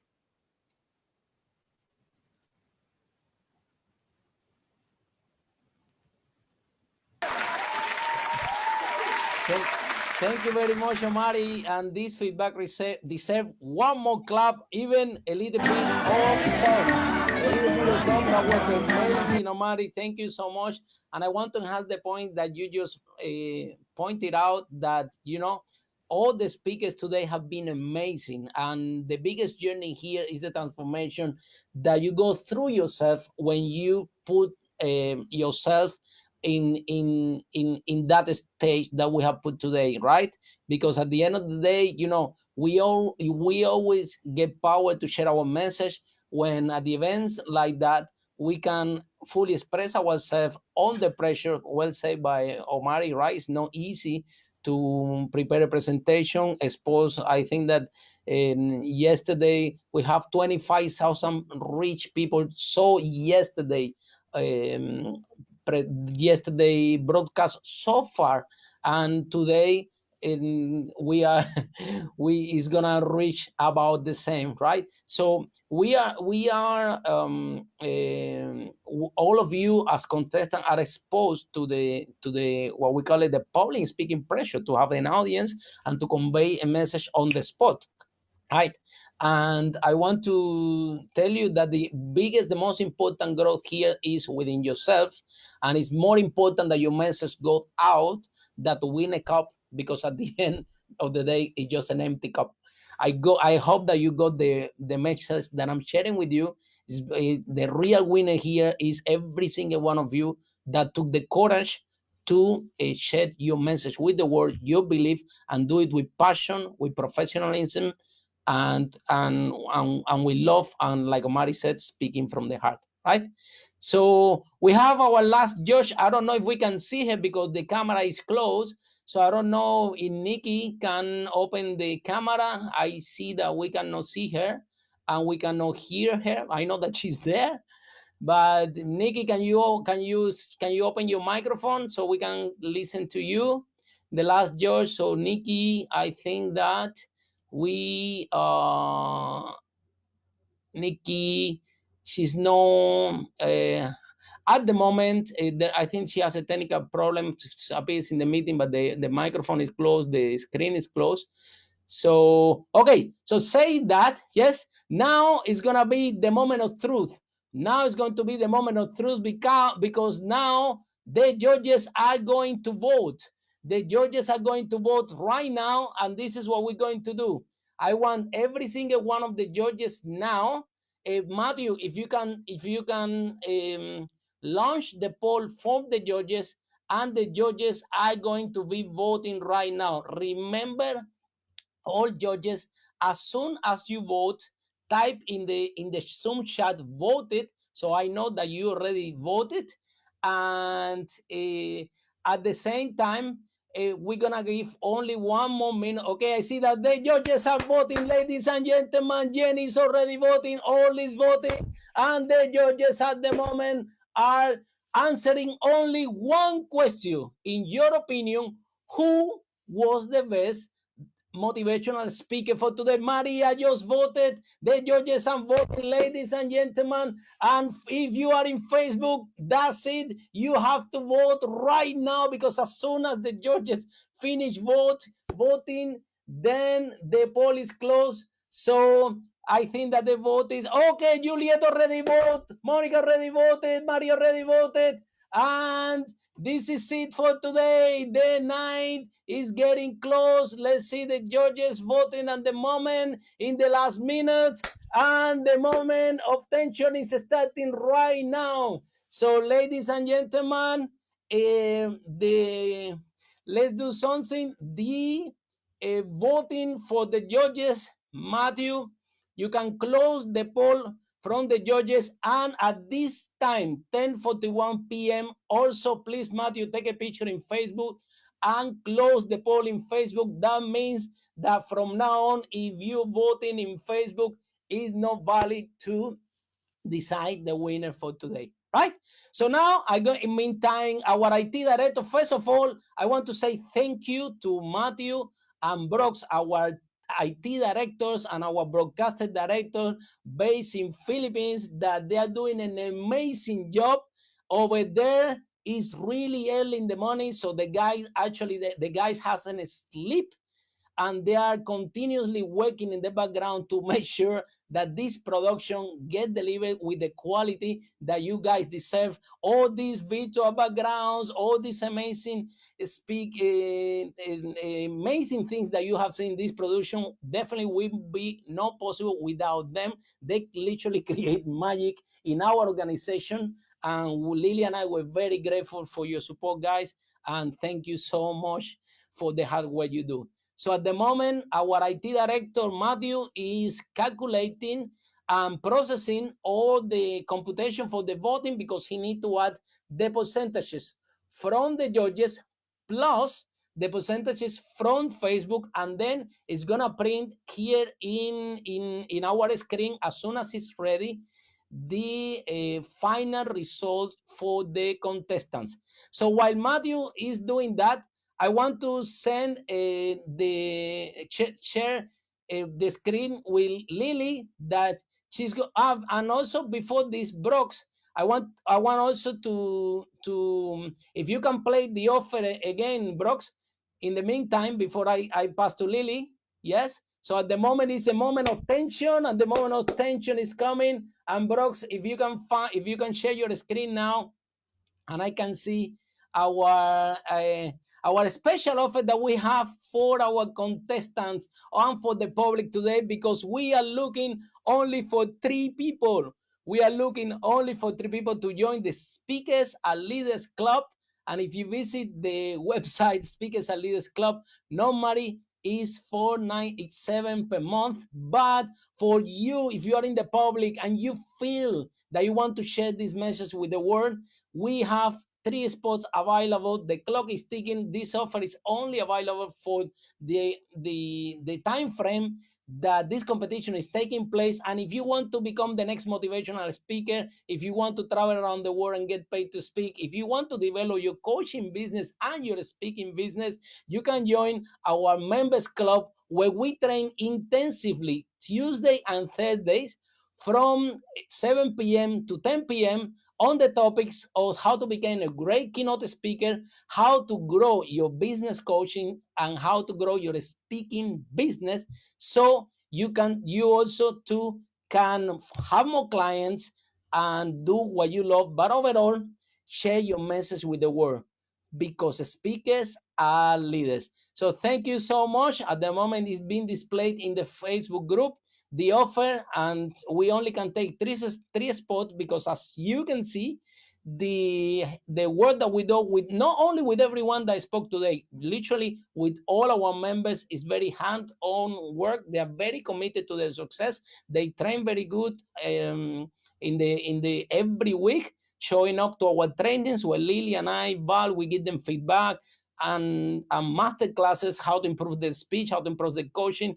And we have right now several master class lined up in the topics that actually our members need in order to grow the business. So one time they can also broadcast an amazing event like you're seeing right now. So I want to send back the stage to Lily now to tell us a little bit about the amazing books that she created for everyone. So welcome to the stage, Lily.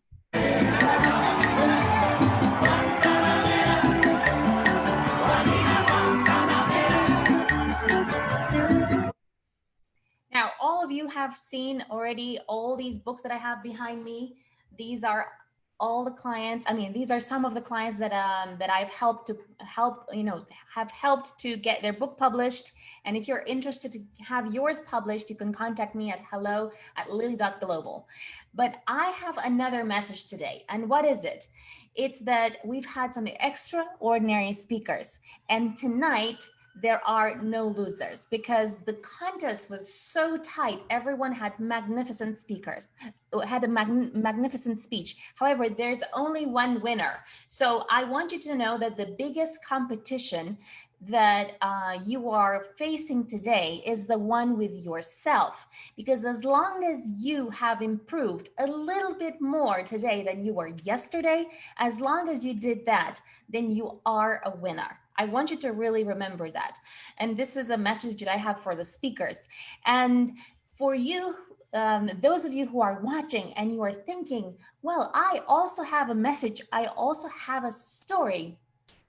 I want to tell you that your story can be turned into a story that can transform the world, whether it's in a book or on stages around the world. And we are partnered with a speaker bureau in Dubai who is able to give paid opportunities to great speakers. Great speakers who have experience, who have basically knowledge, skills, and expertise that corporate companies need. So if this is who you are, if you have a story, a message, or skills that you believe you can share with the world, then Harry and I can help you to do that. And remember that you are a winner, and it's time, and there's no better time than right now to forget your average day life, to forget average and to embrace extraordinary, and to share your message, share your expertise, share your skills. And when you do that, then you can make a huge difference, much bigger than you ever thought possible. And I can tell you this, 3 years ago, I was terrified, and I really mean terrified of public speaking, so much so that I could never imagine that just a few years later, I would have already empowered more than 10,000 people worldwide in Singapore, Peru, Mexico, and the UK to attract more business by becoming an author and enhancing their personal brand. But there I am just 3 years later, and I'm already doing that. And next year, I've already been invited to speak. Well, even this year, I've been invited, despite the coronavirus, to speak in Dubai. I had an event that was meant to happen in Singapore, in Ireland, which didn't happen because of coronavirus. However, next year, I'm already invited to speak in India. I'm going to be paid to speak at a conference there, a real estate conference, to speak about sales. And I'm invited already to speak in Bhutan by an event that's organized by the royal family there, and at a global empowerment women conference in Dubai next year as well, and the Philippines next year as well. There's a very famous boxer who is sponsoring the event, and it's getting Harry and I there as well. And we have many opportunities that are already available for speakers who want to get paid opportunities. And this is something that's available for all of you. And if you are someone who has a lot of experience, passion, and expertise, then contact us and talk to us about what's possible for you. And I just want to wish the best of luck to every single speaker. I've been mesmerized by all of them. And remember, there is no losers today. There's only extraordinary. And tonight we did not measure. Let's say we had a speaker who did, let's say, 70%, another speaker 75%, another speaker, and so on. And when you measure it like that, you really can see, that you are really, really, really close to in terms of standard. But when people vote and you just vote for the best speaker, then some people will get most of the votes and other people will not get as many. So I want to make sure that those who do not get as many also know that that does not mean that you are not a good speaker. You're a fantastic speaker, and all those opportunities I've been speaking about are waiting for you when you are ready.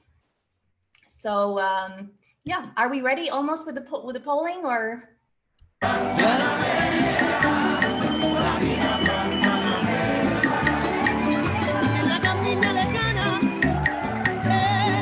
Thank you very much. Thank you very much, Lily, for the final words. And yes, thank you so much to all the contestants and to all the judges for your participation.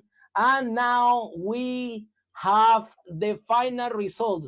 We had the feedback now from our IT director that actually one speaker, it has been overtime, unfortunately, and it was a rule at the beginning that the speeches has to be 25 minutes.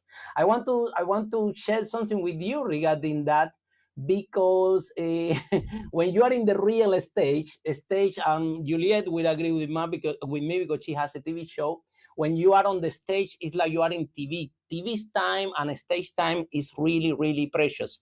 So when we are speaking, we have to make sure that we always finish on time our talks, because the time is money on the stage, and it happened very, very common in the stages. When I spoke at the Les Brown event, my speech supposed to be 45 minutes, and I have to speak only 23 minutes because the previous speakers before me, they were running out of time. And it's something that in the speaking business is very common, and we are this happened very, very common.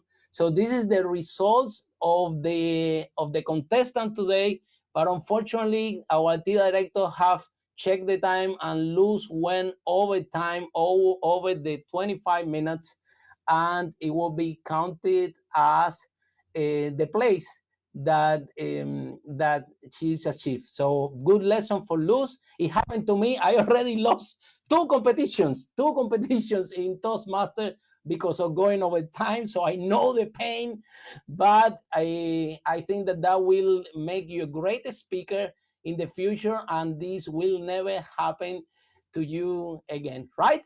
So then saying that, so then we have the first place, and I think that the winner for today is gonna be Mohamed. Let's give an applause to Mohamed, Guantanamera for Mohamed, the magnetic leader has been for the competition today. And second place for the competition is Get Stuff Done, Dee Lana. So thank you, well done, Dee. Yes. And then third place, the man from the street, Victor Pabon, that delivered an amazing speech on the road. And one more time, just please give it a big clap to Tom as well for his amazing performance. And I have to say, Matthew, you can bring me back to the screen. And I have to say that this, when it's at this level, that is so competitive, very, sometimes lucks doesn't have that much. Being the first one is really, really difficult because you have to prepare yourself, you need to get, and Tom today, the wheel of names, actually give it a bad luck because they put him at the very beginning, because his speech has weeks and a lot of things. I think that put an extra pressure on him. But this is luck. This is the competition. Well done, everyone that has competed today. And I want to say thank you so much to all of you for participate. And I want to actually waiting for you to see you tomorrow in this amazing broadcasting. Thank you very much, everyone, and see you tomorrow, because tomorrow we're gonna have more speakers, because remember, speakers are leaders. So Lily, I'm gonna send you the final words, and after we're closing the meeting. Thank you very much, everyone, for your participation. You were all amazing. A big clap to Lily, and to all of you, thank you so much. Once again, the judges, these amazing judges that have been supporting us all over the whole time of the giving the feedback to the contestants and helping them to grow as speakers. Thank you so much to you that you are sitting in your home, voting and supporting your speakers as well. Thank you very much as well. to our team, our production team, Matthew, Brooks, and Shane, our team from Philippines, that they actually make the magic happen.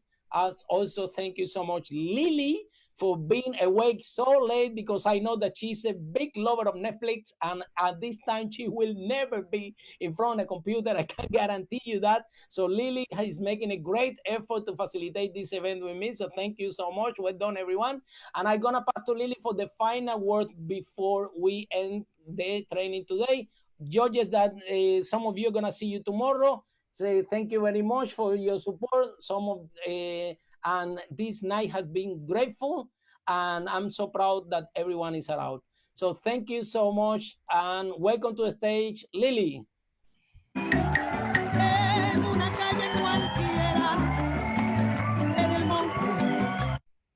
For those of you who are still wondering how we calculated the result, it was 50% public vote that was done in Facebook and 50% the judges. And we averaged the two results together. And that's how we came up with the winner for tonight, who is Mohamed Jama, the magnetic leader. And he clearly has magnetized everybody.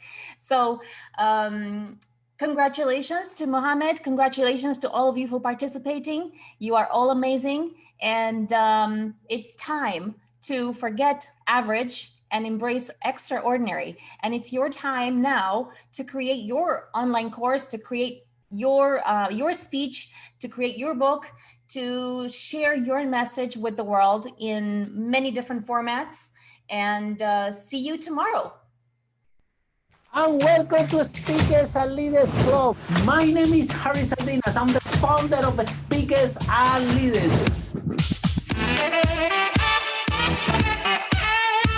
My name is Luz Patrascu, and I'm the founder of Speakers Are Leaders and Brand for Speakers.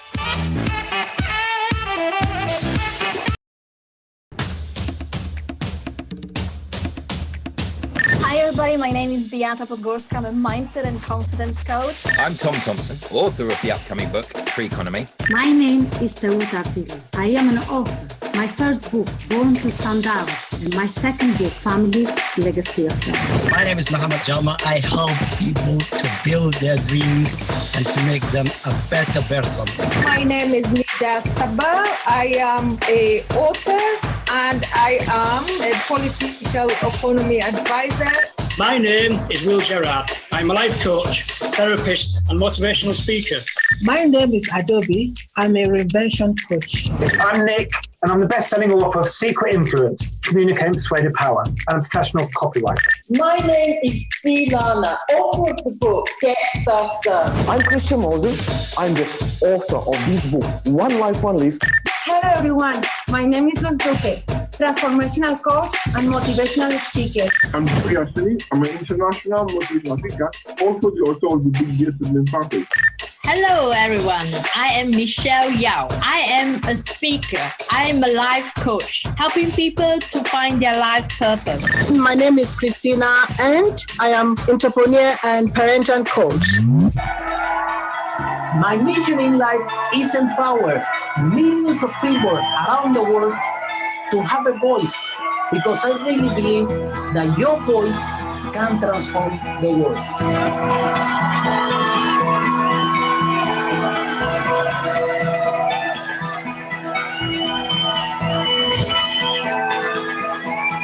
I joined Speakers Are Leaders Club, and I since have enhanced my speaking skills. I was able to gain a lot of confidence with speaking engagements. I'm now speaking internationally.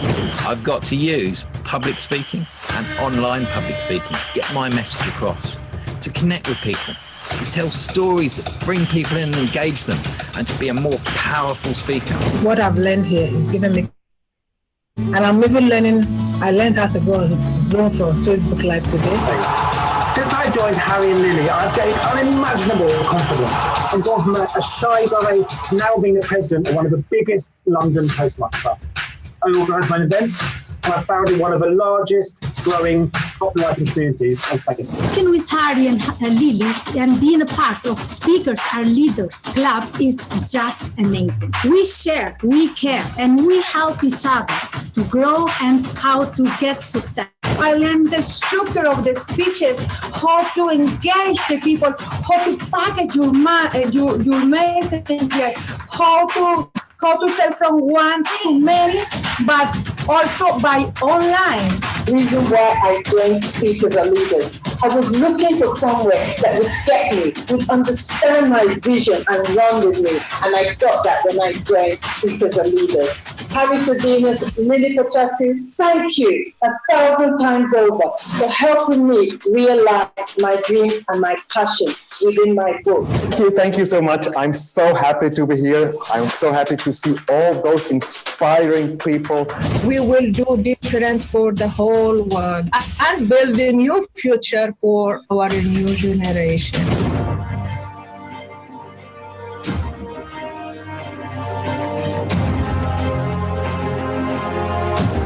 Join Speakers and Leaders Club so you can discover how to become a more charismatic speaker and leader, how to overcome the fear of speaking, how to speak more confidently, how to get paid and booked to speak on the stage, how to build your coaching and speaking business. Register at speakersandleaders.com and I'll see you there.